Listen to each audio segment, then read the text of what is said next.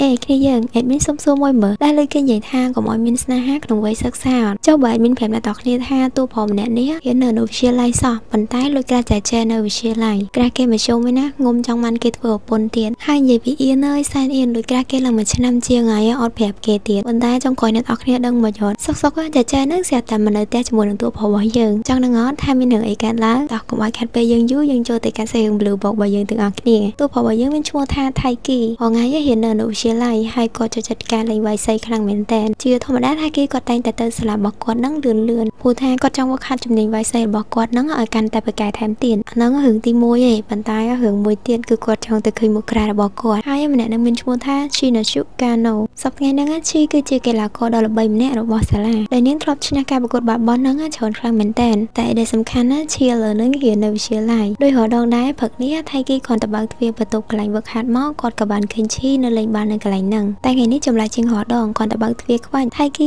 ถักบันชีสวาคมบ้านจำกระดาษมกมองชีเป็นนั่งกับบันสตูมสมโตไทยกีเพลียมแต่ไทยกียำหลังสระให้แผลเตยใส่สาธาได้เตะกระโกบดอะไรแต่เน็บเซ็งกบบ่มหาไวเกวันหล่อเป็นนั่งชีบันอ้อยนมสกลามกระจับแต่อ้อยไทยกีตกจีการสมโตสกลามกระจับนั่งดังแต่อดซีมองตกดะตังปีปัวตกเธอกำลังเจ็ดแค่วิลุนไอไทยกีกับบันใจมันเลยเฮืองหาสนาหาบอกก่อนนั่งแต่การแบบแฟนบอกก่อนมันได้มันนั่งเป็นชมูแท้โชสาฮาราจนการนัดเวิร์แบบแฟนบอกไทยกียังประวัติตีใหญ่โดยซาแต่บางไง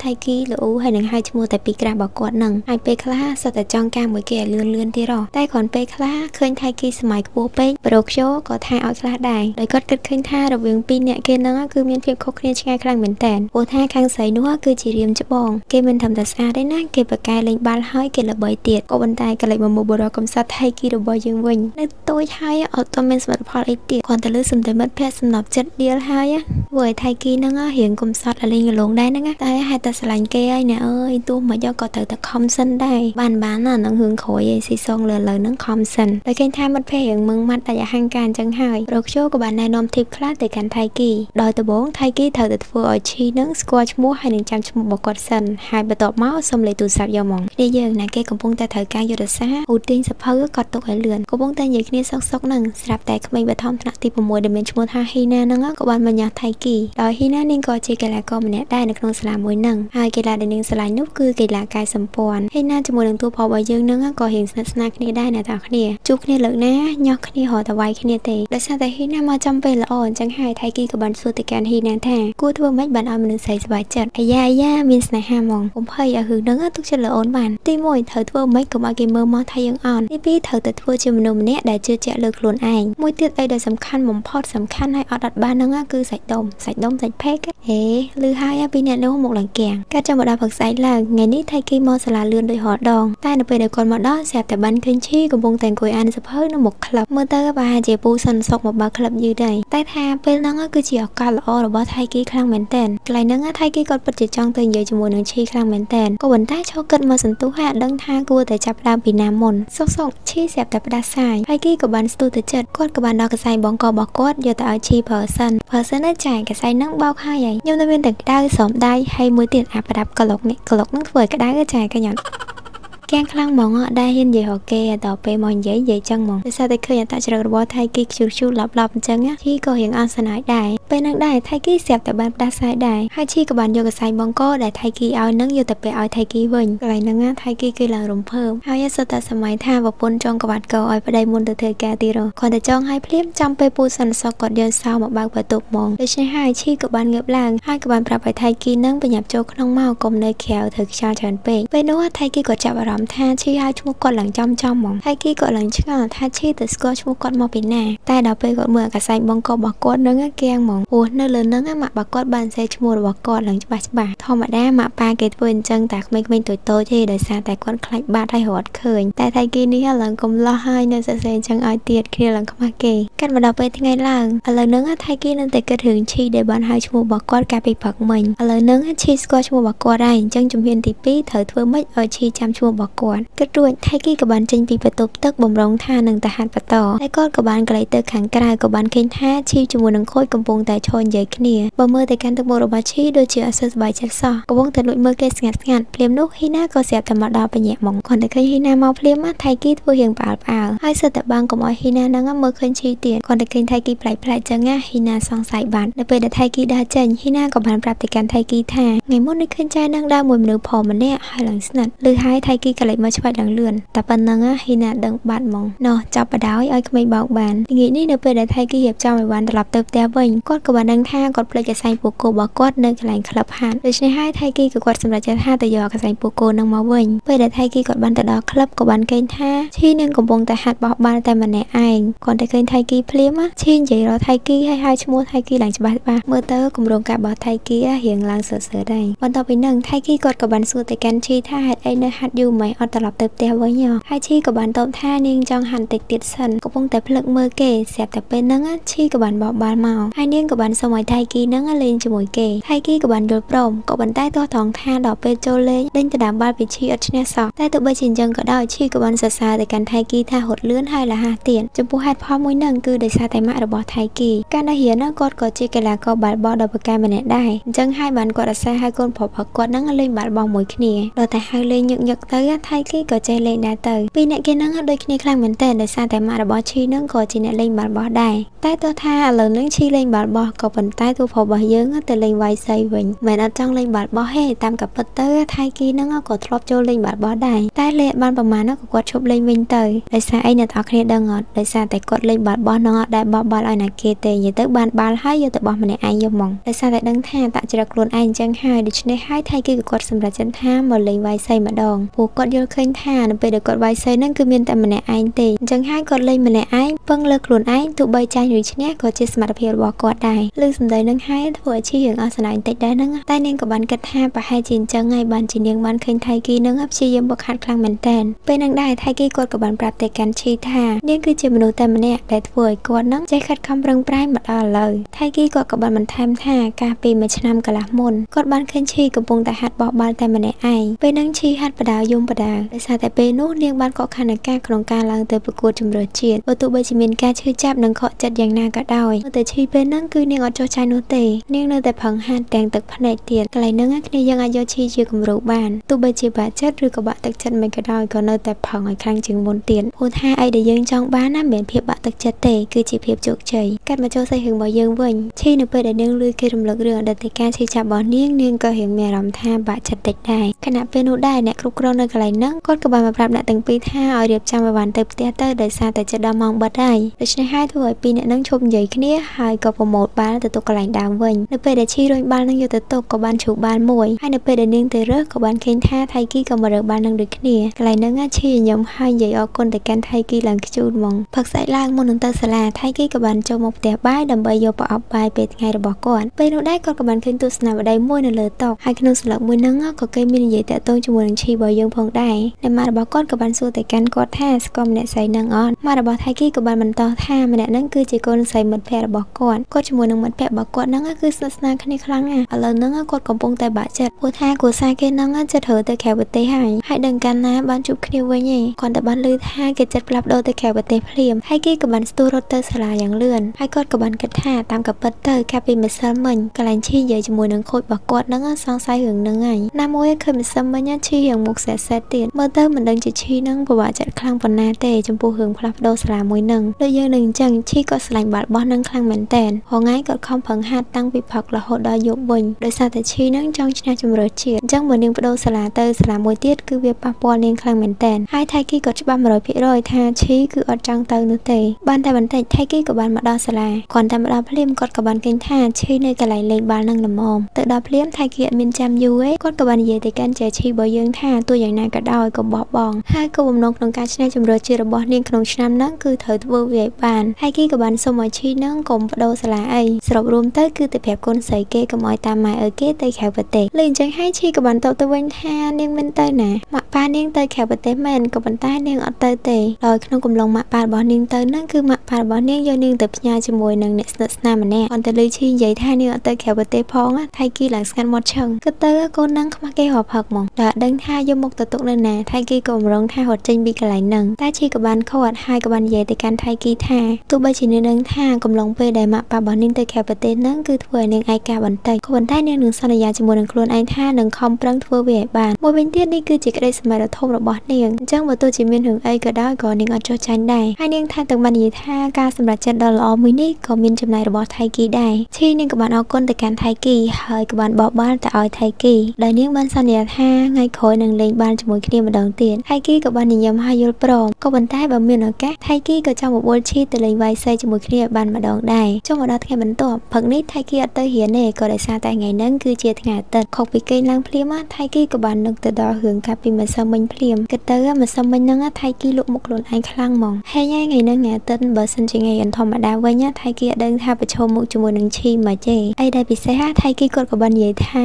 នេះគឺជាលើកទី1ហើយដែលថៃគីអត់ចង់ជួបមុខឈីគិតបដាថៃគីក៏បានដើរចូលមកខាងក្រោមបដាអន្តបើកទ្វារបន្ទប់បាយឆ្វាញ់ថៃគីស្រាប់តែឃើញឈីឈរនៅផ្ទះបាយរបស់គាត់ឃើញហើយថៃគីគាំងស្ញាញ់ហ្មងសុកមិនបានក្រាបរបស់គាត់មកនៅក្នុងផ្ទះរបស់គាត់វិញនៅពេលដែលកំពុងតែគាំងម៉ាស៊ីនហ្នឹងស្រាប់តែម៉ាក់របស់គាត់ជាមួយនឹងម៉ាក់របស់ឈីក៏បានដើរចូលមកហើយពេលនោះហើយយើងក៏បានដឹងថាតាមការពិតទៅម៉ាក់របស់ឈីគឺបានយកឈីមកផ្ញើនៅផ្ទះរបស់គាត់បន្ទាប់ពីបានដឹងរឿងរ៉ាវគ្រប់យ៉ាងហើយធ្វើឲ្យថៃគីរបស់យើងនឹងគាំងប្រដាប់គិតហ្មងឥឡូវនឹងដែរសំណួរនឹងចំណុចជាច្រើនកំពុងតែវល់ពេញក្នុងគល់ក្បាលគាត់ហើយអ្នកទាំងអស់គ្នាសាកគិតមើលក្រាស់របស់យើងដើរសឹងតាធានមកគេផងឥឡូវហ្នឹងមិននៅតែមួយគ្នាទៀតគិតទៅមិនដឹងរៀបខ្លួនមិនសមឯណាដោយសារតែថ្ងៃនេះជាថ្ងៃអាទិត្យអញ្ចឹងហើយថៃគីក៏នៅផ្ទះទោះបីជារហងៃគាត់ចង់ជួបមុខក្រាស់របស់គាត់ប៉ុន្តែថ្ងៃហ្នឹងគឺអត់ដូចថ្ងៃមុនទេអូដោយសារតែកាលពីថ្ងៃសៅរ៍ហ្នឹងគាត់ខ្មាស់គេចង់ងាប់ហើយក៏ប៉ុន្តែអីដែលមិនគួរឲ្យជឿគ្រាន់តែគាត់ងើបពីដេកភ្លាមគាត់ចូលមកក្រងក៏បានឃើញថាក្រាស់របស់គាត់មកដល់ផ្ទះគាត់ហ្មងដូចយើងនឹងអញ្ចឹងដោយសារតែម៉ាក់ប៉ារបស់ឈីគឺត្រូវទៅធ្វើការនៅប្រទេសក្រៅដូច្នេះហើយមករយៈប៉ាម៉ាក់របស់គាត់ទៅហ្នឹងគឺឈីត្រូវរស់នៅជាមួយនឹងប៉ាម៉ាក់របស់ថៃគីមួយថ្ងៃហ្នឹងទោះបីជាអត់រៀនក៏ដោយប៉ុន្តែថៃគី stress ខ្លាំងមែនតើគាត់ថាគេគាំងខ្លាំងមែនតើអត់ដឹងធ្វើមិននោះទេដោយសារតែទៅកន្លែងណាក៏ឃើញចៅឈីដែរឥឡូវនឹងដែរថៃគីកំពុងតែបារម្ភថាគេនឹងត្រូវរស់នៅជាមួយនឹងចៅឈីរយៈពេល2ឆ្នាំទៀតមែនគាត់ថាបើតាមគិតទៅលើនឹងចៅឈីអ្នកទី10ហើយអញ្ចឹងក៏ត្រូវប្រើពេល2ឆ្នាំទៀតហើយកំពុងតែគិតវល់ហ្នឹងស្រាប់តែចៅឈីក៏បានមកគួរទ្វារដោយនាងចង់ចូលមកប្រាប់ថៃគីថាលើនឹងថៃគីអាចទៅងូតទឹកបានហើយដោយឃើញថាចៅឈីលើនឹងទៅទៅងូតទឹកហើយសក់របស់គាត់នៅសើមទៀតសភាពបែបនេះធ្វើឲ្យថៃគីអៀនខ្លាំងមែនតើហើយគេក៏ចាប់ដើមទិញសភៅយកមកមើលហើយប្រាប់ទៅកាន់ចែថាអានសភៅនឹងហើយបានគេទៅងូតទឹកអាក្មេងគេខំកិច្ចអីហ្នឹងចៅឈីក៏បានចូលមកសួរថាអានសភៅអីគេហ្នឹងហើយចៃដន្យអីសភៅហ្នឹងចៅឈីចូលចិត្តអានទៀតពេលហ្នឹងឈីអោនទៅឡើងចិត្តគេហ្មងរហូតដល់ថៃគីអៀនពេកក៏បានហុចសភៅនឹងឲ្យហើយប្រាប់ថាយកតែអានសិនក៏បានដែរដោយឃើញថាថៃគីចិត្តល្អអញ្ចឹងធ្វើឲ្យឈីហ្នឹងសប្បាយចិត្តខ្លាំងមែនតើពេលមកនៅហ្នឹងឈីមានអារម្មណ៍ថាស្មុគស្មាញហើយគិតច្រើនទៀតដោយសារតែនៅសុកត្រូវហើទៅនៅផ្ទះអ្នកដទៃដែលមិនជាសាច់ញាតិរបស់ខ្លួនឯងតែដល់ពេលបានដឹងថាថៃគីជាសមាជិកគ្រួសារនេះធ្វើឲ្យឈីមានអារម្មណ៍ថាកក់ក្ដៅបន្តិចដោយសារតែថៃគីនឹងអាសាជួបប្រភពជាពិសេសឥឡូវហ្នឹងពួកគេចិត្តមើលសភៅដូចគ្នាទៀតអញ្ចឹងមានន័យថាពួកគេអាចនឹងមានចំណងចំណូលចិត្តដូចគ្នាច្រើនហើយបន្ទាប់ពីហ្នឹងថៃគីគាត់ក៏បានទៅងូតទឹកក្នុងកំឡុងពេលនោះថៃគីស្រាប់តែយល់ឃើញថាតើឈីអាចនឹងពិបាកអត់ព្រោះថានាងជាស្រីហើយសុកនាងក៏ត្រូវមករស់នៅក្នុងផ្ទះមួយដែលមានមនុស្សផងដែលជាអ្នកដទៃទៀតគិតចាំមកដល់ស្អែកឡើងថៃគីក៏បានយករឿងរ៉ាវទាំងអស់ហ្នឹងទៅប្រាប់ខ្យូពីអ្នកហ្នឹងក៏បានហាត់សមបដាពិភាក្សាគ្នាបដាចំពោះរឿងដែលឈីទៅនៅផ្ទះរបស់ថៃគីហ្នឹងចូលអត់ចង់ឲ្យថៃគីហ្នឹងប្រាប់ទៅកាន់ណាគេផ្សេងទេពួកគាត់បារម្ភថាហ្វេនរបស់ឈីហ្នឹងគិតអត់ល្អមកលើពួកគេណាមួយឈីល្បីផងអញ្ចឹងហ្វេនរបស់គេក៏មានច្រើនដែរជាពិសេសហ្វេនប្រុសហ្នឹងហ្មងបើពួកនឹងដឹងថាថៃគីហ្នឹងមានតំណែងជាមួយឈីពួកហ្នឹងដឹងតែលើកទ័ពមកចាត់ការថៃគីហ្មងកាប់ទៅអ្វីដែលខ្យល់និយាយហ្នឹងក៏វាធ្វើមួយយ៉ាងដែរតែរឿងហ្នឹងក៏ទុកមកដុំសិនឥឡូវនេះដែរថៃគីគិតតែខំប្រឹងហាត់ពួកគាត់ចង់ចូលជំរឿជាតិនៅក្នុងឆ្នាំហ្នឹងតែម្ដងហាត់ដល់ហើយសម្បីតែខ្យល់សុំសម្រាប់ហ្នឹងក៏គាត់អត់ព្រមដែរក៏សុខចិត្តហាត់ជាមួយនឹងអ្នកផ្សេងទៀតពេលនោះហ៊ីណាក៏បានដើរមកនិយាយជាមួយនឹងខ្យល់ហើយនាងក៏បានសួរទៅកាន់ខ្យល់ថាតើហេតុអីហ្នឹងថៃគីអត់ព្រមសម្រាប់អញ្ចឹងហើយខ្យល់ក៏បានប្រាប់ទៅកាន់ហ៊ីណាទៅថាថៃគីឆ្នាំហ្នឹងគេចង់ចូលជំរឿជាតិអញ្ចឹងហើយបានគេខំប្រឹងហាត់អញ្ចឹងហើយថ្ងៃអត់គ្រប់ថៃគីប្រឹងហាត់យូរបន្ថែមទៀតមើលហើយគេមានគម្រោងគាត់ដាក់សភៅអីច្បាស់លាស់ហាត់ថៃគីរៀងហត់ពេកគាត់ក៏បានដេកនៅកន្លែងហ្នឹងហើយក៏បានយកទូរស័ព្ទរបស់គាត់មកមើលស្របពេលជាមួយគ្នានោះដែរឈីក៏បានដើរកាត់បន្ទប់របស់ថៃគីហើយក៏បានចូលមកសួរទៅពេលនោះឈីក៏បានសុំមើលវីដេអូដែលថៃគីកំពុងតែមើ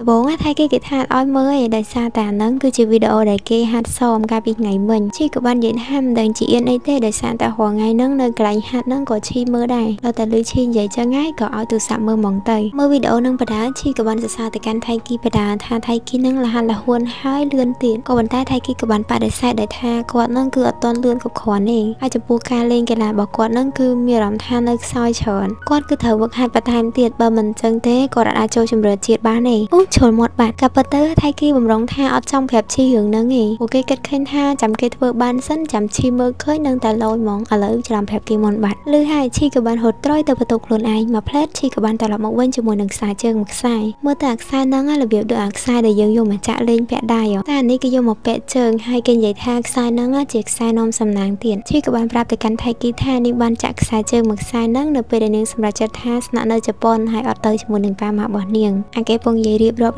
អាប៉ែនោះក៏ឆក់យកខ្សែទៅចងជើងបានហើយគេគិតថាឱកាសក្រាស់ឲ្យកដោមិនចេះតែមានទេអញ្ចឹងអត់នៅក្បាច់ក្បូរច្រើនទេឲ្យដឹងតែយកហ្មងហើយតែរបស់សំខាន់យកមកចងហូបឡើងជាប់ជើងហ្មងឈីឃើញអញ្ចឹងទៅភ្នែកពេកក៏ស្រែកឲ្យចងឲ្យថៃគីម្ដងទៀតបន្ទាប់ពីចងហើយបានដឹងថាតាមកាពិតទៅឈីក៏មានខ្សែនៅជាប់ជើងរបស់នាងម្ខាងដែរពេលនិយាយហើយឈីរត់ទៅគេងធ្វើដូចធម្មតាហូអីតែថៃគីបើយើងនឹងអង្គុយកាំងម្នាក់ឯងបន្ទាប់ពីថ្ងៃហ្នឹងទៅថៃគីគឺប្រឹងហាត់ខ្លាំងជាងមុនគុណ2គុណ3ហេតុផលនោះគឺដោយសារតែខ្សែជើងនាំសំណាងនឹងហើយថែមទាំងម្ចាស់គេលើកទឹកចិត្តតិចតួចទៀតបានតែប៉ុណ្្នឹងថៃគីហាត់គ្មានខ្លាចហាត់អីតិចទេហើយសូម្បីតែព្រឹកនេះទោះបីជាសាលាហ៊ានក៏ដោយក៏ថៃគីងើបពីព្រឹកទៅហាត់នៅសាលាដែរព្រឹកនេះនៅសាលាថៃគីក៏បានជួបជាមួយនឹងក្មេងតូចហ៊ីណាទៀតហើយហ៊ីណាមកលើកណាក៏ដែលចេះស្ងាត់ស្ងៀមដែរនិយាយទៅលប៉ិលលពូចហើយក៏គេក៏ឯងថ្ងៃនេះហ៊ីណាចាប់អារម្មណ៍ឃើញថាថៃគីរៀងប្លែកហើយហ៊ីណាទៀតដឹង100%ថាសកម្មភាពប្លែកហ្នឹងដឹងតែថៃគីមានអីលាក់នាងតាក់ទងជាមួយនឹងអាចារ្យនៅ basketball team នោះហ្មងលាក់ណាបានណាលាក់ហ៊ីណាអត់បានទេពេលហ្នឹងទោះបីជាហ៊ីណាសួរនាំអីក៏ដោយក៏ថៃគីអត់ខ្ចីប្រាប់អាម៉ាត់ដែរប៉ុន្តែហ៊ីណាមានទៅសួរអីទោះថៃគីអត់ប្រាប់ហ៊ីណាតាមសួរឡើងពេញមកផឹកហ្មងចំពោះថៃគីវិញក៏អត់ចង់ប្រាប់ហ៊ីណាតាក់ទងជាមួយនឹងឈីនៅមួយគាត់ទេពួកគាត់គិតថាហ៊ីណាហ្នឹងលប៉ិលលពូចហើយមានពុកម៉ាក់ច្រើនទៀតអញ្ចឹងទៅបើហ៊ីណាដឹងរឿងហ្នឹងហើយទៅប្រាប់អ្នកផ្សេងទៀតប្រកាសជាមានរឿងហើយយីក៏តែប៉នេះគិតគេអខកសាហាវហ្មងអញកំពុងតែរត់គេចពីហ៊ីណាហ្នឹងស្រាប់តែជួបជាមួយនឹងចៃឈីឃើញថៃគីភ្លាមឈីក៏បានលូកបោបហើយយកកបោបលុយរបស់ថៃគីទៅឲ្យថៃគីថែមទាំងបាននិយាយថាថៃគីភ្លេចកបោបលុយនៅផ្ទះហើយពេលហ្នឹងថៃគីស្រែកឡើងលឺព្រោះអត់ចង់ឲ្យហ៊ីណាចាប់បានឡើយហ្នឹងហើយថៃគីជឿននិយាយប្រឡប់ថាគាត់ធ្វើជ្រូហើយអរគុណដែលឈីជួយរើអីគាត់ដោយសារតែឃើញកាយវិការរបស់ថៃគីដូច្នេះហើយធ្វើឲ្យឈីដឹងថាថៃគីគាត់ចង់បានអីបន្ទាប់ពីនិយាយជាមួយនឹងថៃគីហើយឈីក៏បានតម្លាក់ទឹកមុខហើយក៏បានដើរចេញពីកន្លែងហ្នឹងទៅមកសម្រាប់អាហារថ្ងៃត្រង់ក៏បានមកដល់នៅពេលដែលកំពុងញ៉ាំបាយជាមួយនឹងខ្ជោថៃគីក៏បានរៀបរាប់រឿងរ៉ាវកាលពីព្រឹកមិញទៅប្រាប់ពុកម៉ាក់របស់គេហ្នឹងហើយខ្ជោក៏បានផ្ដល់យោបល់ថាទង្វើដែលថៃគីធ្វើព្រឹកមិញគឺអត់សូវល្អនោះទេព្រោះថាទង្វើទាំងអស់ហ្នឹងអាចធ្វើឲ្យឈីគាត់យល់ឃើញថាថៃគីអត់សប្បាយចិត្តក្នុងការរស់នៅជាមួយនឹងនាងនៅពេលដែលកំពុងនិយាយគ្នាហ្នឹងលោកគ្រូក៏បានហៅពីអ្នកហ្នឹងឲ្យជួយលើកតុទៅបន្ទប់មួយទៀតពេលហ្នឹ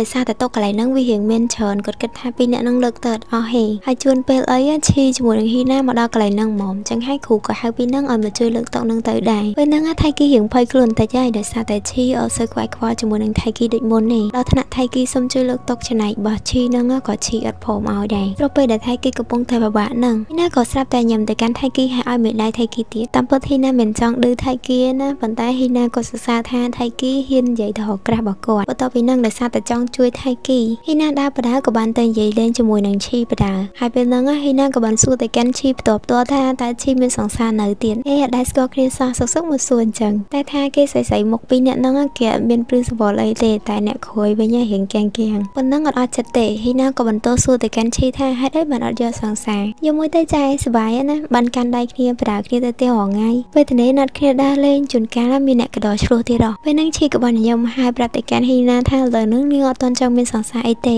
ព្រោះលើនឹងគឺនាងផ្ដោតអារម្មណ៍ទៅលើការលេងបាល់របស់នាងតែមួយមុខគត់ឮចម្លើយនេះហើយធ្វើឲ្យហ៊ីណាចង់ដាច់បញ្ញាមិនបានប្រមាណពួកគេក៏បានទៅដល់កន្លែងដែលពួកគេត្រូវទុកតុកអស់ហ្នឹងពេលនោះស្រាប់តែមានលោកគ្រូមួយចេញមកហើយគាត់ក៏បាននិយាយទៅកាន់ថៃគីថាថ្មីហ្នឹងគាត់បានឮថាគ្រូបបករបស់ក្រុមវ៉ៃសីហ្នឹងសរសើរពីថៃគីខ្លាំងមែនតើពួកគាត់មើលឃើញថាមួយរយៈហ្នឹងថៃគីស្ទុះខ្លាំងមែនតើហើយគាត់ក៏សង្ឃឹមថាថៃគីនឹងមានឈ្មោះចូលប្រឡងដើម្បីជំរុញរកអ្នកជំរឿជាតិបានឮអញ្ចឹងហើយធ្វើឲ្យថៃគីសប្បាយចិត្តខ្លាំងមែនតើគាត់ក៏បានក្លែងទៅរកឈីភ្លាមក៏ប៉ុន្តែបែរជាឃើញឈីដើរចេញទៅប្រយឃើញបែបនេះហ៊ីណាក៏បានក្លែងទៅសួរខ្ជិលស្ងាត់ថាណែបងតិចចែស្អប់ប្រូថៃគីតែស្អប់មែនណាដឹងតែប៉ែនឹងដេកយំហ្មងដោយសារតែរឿងពឹកមិញហ្នឹងធ្វើឲ្យថៃគីឥឡូវហ្នឹងរៀងពិបាកចិត្តតិចតួចដែរនៅពេលកំពុងតែវឹកហាត់ថៃគីក៏បានក្លែងទៅឃើញឈីត្រូវបានដួលកំឡុងពេលដែលនាងកំពុងតែហាត់សមហ្នឹងស្របពេលដែលឈីទៅសម្រាប់ថៃគីក៏បានទៅរកដើម្បីនិយាយគ្នាហើយក៏បានសួរនាងថាដួលមុនហ្នឹងមានត្រូវអីអត់ឈីក៏បានតបថាអត់អីទេហើយនាងក៏បានបន្តសួរទៅកាន់ថៃគីថាហេតុអីពួកគេត្រូវតែចាំបាច់សម្ដែងធ្វើជាអ្នកអត់ស្គាល់គ្នាអញ្ចឹងថៃគីក៏បានសុំទោសទៅកាន់ឈីហើយក៏បានប្រាប់ទៅកាន់នាងថារឿងដែលពួកគេនៅជាមួយគ្នាហ្នឹងគឺគាត់ចង់ឲ្យណាគេដឹងទេព្រោះថាខ្លាចអ្នកដទៃអាចនឹងយល់ច្រឡំហើយបើអញ្ចឹងមែនវានឹងអាចប៉ះពាល់ដល់ការវឹកហាត់របស់ពួកគេផងដែរឬហើយឈីក៏បានសួរបញ្ជាក់ទៅកាន់ថៃគីថាមានតែហេតុផលមួយហ្នឹងឯ កាពិតទៅកាពីព្រឹកមិញហ្នឹងឈីគាត់គិតថាថៃគីចាប់អារម្មណ៍ទៅលើម្នាក់ស្រីមួយដែលនៅក្បែរគាត់គឺហ៊ីណាហ្នឹងហើយស្មានតែថៃគីលាក់កុំឲ្យម្នាក់ហ្នឹងប្រច័ណ្ឌតាហើយណាមួយសុកហ៊ីណាទៅសួរគេថាមានសង្សារនៅទៀតអញ្ចឹងហើយឈីក៏គិតថាថៃគីក៏ចូលចិត្តម្នាក់ហ្នឹងក៏ចូលចិត្តថៃគីដែរជាក់ស្ដែងមួយថ្ងៃហ្នឹងមិនថៃគីគិតម្នាក់ឯងទេឈីគិតច្រើនជាងថៃគីទៀតដោយសារតែរឿងព្រឹកមិញហ្នឹងដល់ថ្នាក់ឈីគាត់គិតថាបំរុងនឹងហើផ្ទះទៅជួបបន្ទប់ជួលថោកនៅក្បែរសាលានៅម្នាក់ឯងទៀតឈីខំនិយាយឡើងច្រើនដល់ពេលថៃគីឃើញអញ្ចឹងបែរជាសើចវិញហើយថែមទាំងនិយាយថាឈីហ្នឹងធ្វើចឹងគួរឲ្យស្រឡាញ់ទៀតស្របពេលដែលពីរនាក់ហ្នឹងកំពុងតែសើចហើយនិយាយគ្នាលេងហ្នឹងហ៊ីណាក៏បានមកឃើញស្ថានភាពអស់ហ្នឹងដែរថ្ងៃនេះនៅពេលដែលកំពុងតែវឹកហាត់លោកគ្រូក៏បានប្រាប់ទៅកាន់ពួកគេឲ្យខំប្រឹងនិងរៀបចំខ្លួនឲ្យហើយទៅដោយសារតែវគ្គជំរុះគឺនឹងត្រូវបានម្ដងក្នុងសប្តាហ៍ក្រោយហ្នឹងហើយជាដំបូងពួកគេត្រូវធ្វើការជំរុះទៅតាមតំបន់សិនជាដំបូងគឺគេ select រកកីឡាករត្រឹមតែ16នាក់ឯងហើយបន្ទាប់ពីហ្នឹងគឺគេនឹងធ្វើការជំរុះបន្តរហូតដល់ពួកគេអាចរកជើងឯកមួយដែលពិតប្រាកដបានគិតមកដល់កន្លែងនេះគោលដៅរបស់ថៃគីហ្នឹងគឺនៅឆ្ងាយខ្លាំងមែនទែនព្រោះថាលើហ្នឹងសិស្សច្បងដែលធ្លាប់ប្រកួតមុនហើយបានបន្ទុកពពោះហ្នឹងក៏នៅប្រកួតនៅក្នុងឆ្នាំនេះដែរឆ្នេះហើយរឿងដំបូងដែលថៃគីត្រូវធ្វើនោះគឺគាត់ត្រូវតែយកឈ្នះសិស្សច្បងដែលនៅសាលាគាត់ឲ្យបានសិនទោះតែឈ្នះប៉ែកហ្នឹងបានគាត់ត្រូវទៅប្រកួតជាមួយអ្នកផ្សេងហើយទៅប្រកួតលើទៀតអូយគិតសុកទៅថៃគីជួយក្បាល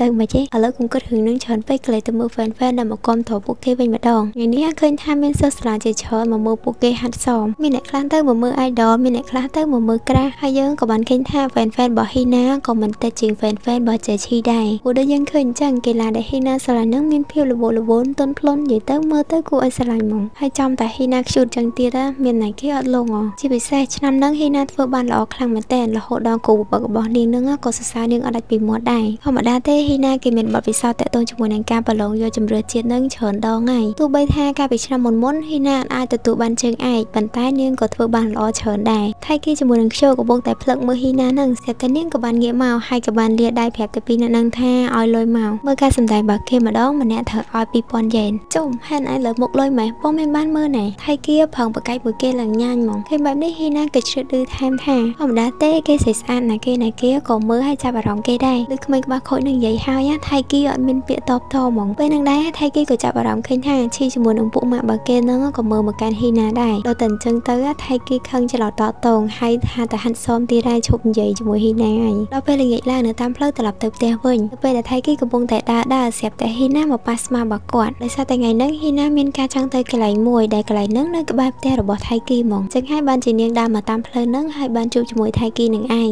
លឺហ៊ីណានិយាយអញ្ចឹងថៃគីមានការបារម្ភខ្លាំងមែនទែនពួកគាត់ខ្លាចបែកការថាឈីហើយគាត់រស់នៅមួយគ្នាអញ្ចឹងដោយសារតែលើហ្នឹងឈីកំពុងតែនៅសាលាដូច្នេះហើយថៃគីគាត់បំរុងថានឹងទៅផ្ទះឲ្យបានលឿនក៏ប៉ុន្តែអ្វីដែលថៃគីគិតហ្នឹងរៀងអត់សូវបានសម្រេចទេព្រោះថាហ៊ីណាហ្នឹងល្ពត់ខ្លាំងមែនទែននៅតាមផ្លូវលេងជាមួយឆ្កែផងដើរទៅឃើញនំគេដាក់តាំងនោះក៏ឃ្លានហូបទៀតហើយគីឃើញអញ្ចឹងក៏បានប្រាប់ទៅកាន់ហ៊ីណាថាបើឃ្លានញ៉ាំទៅទិញញ៉ាំទៅដោយសារតែគេប្រញាប់ទៅផ្ទះបានលឿនក៏ប៉ុន្តែហ៊ីណាក៏បានបដិសេធព្រោះថានាងឥឡូវហ្នឹងកំពុងតែថែគីឡូសម្រាប់ការវឹកហាត់របស់នាងមើលទៅកន្លែងហ្នឹងណាត់ហ៊ីណាខ្លាំងមែនទែនឃ្លានឡើងហៀទឹកមាត់ក៏ប៉ុន្តែអត់ហ៊ានទៅញ៉ាំទេហ៊ីណានាងក៏បានបន្តនិយាយថាដើម្បីក្តីសម័យរបស់នាងហ្នឹងគឺនាងត្រូវយកចិត្តទុកដាក់ជាមួយនឹងការញ៉ាំនិងគីឡូរបស់នាងខ្លាំងមែនទែនបើសិនជាឡើងតិចតួចគឺនាងត្រូវតែហាត់ឲ្យខ្លាំងជាងមុនអញ្ចឹងដោយសារតែខ្លាចពិបាកក្នុងការវឹកហាត់បន្ថែមហ៊ីណាក៏បានដាក់គំនាបខ្លួនឯងទៅលើការញ៉ាំនឹងហ្មងទៅកាលពីមុនដោយឃើញថាហ៊ីណារៀងលេបឡប់តែបន្ទាប់ពីបានដឹងថាហ៊ីណាជាមនុស្ស serious ហើយយកចិត្តទុកដាក់ជាមួយនឹងក្តីសម័យនិងការងាររបស់នាងព្រោះថៃគីនឹងក៏សរសើរទៅលើហ៊ីណ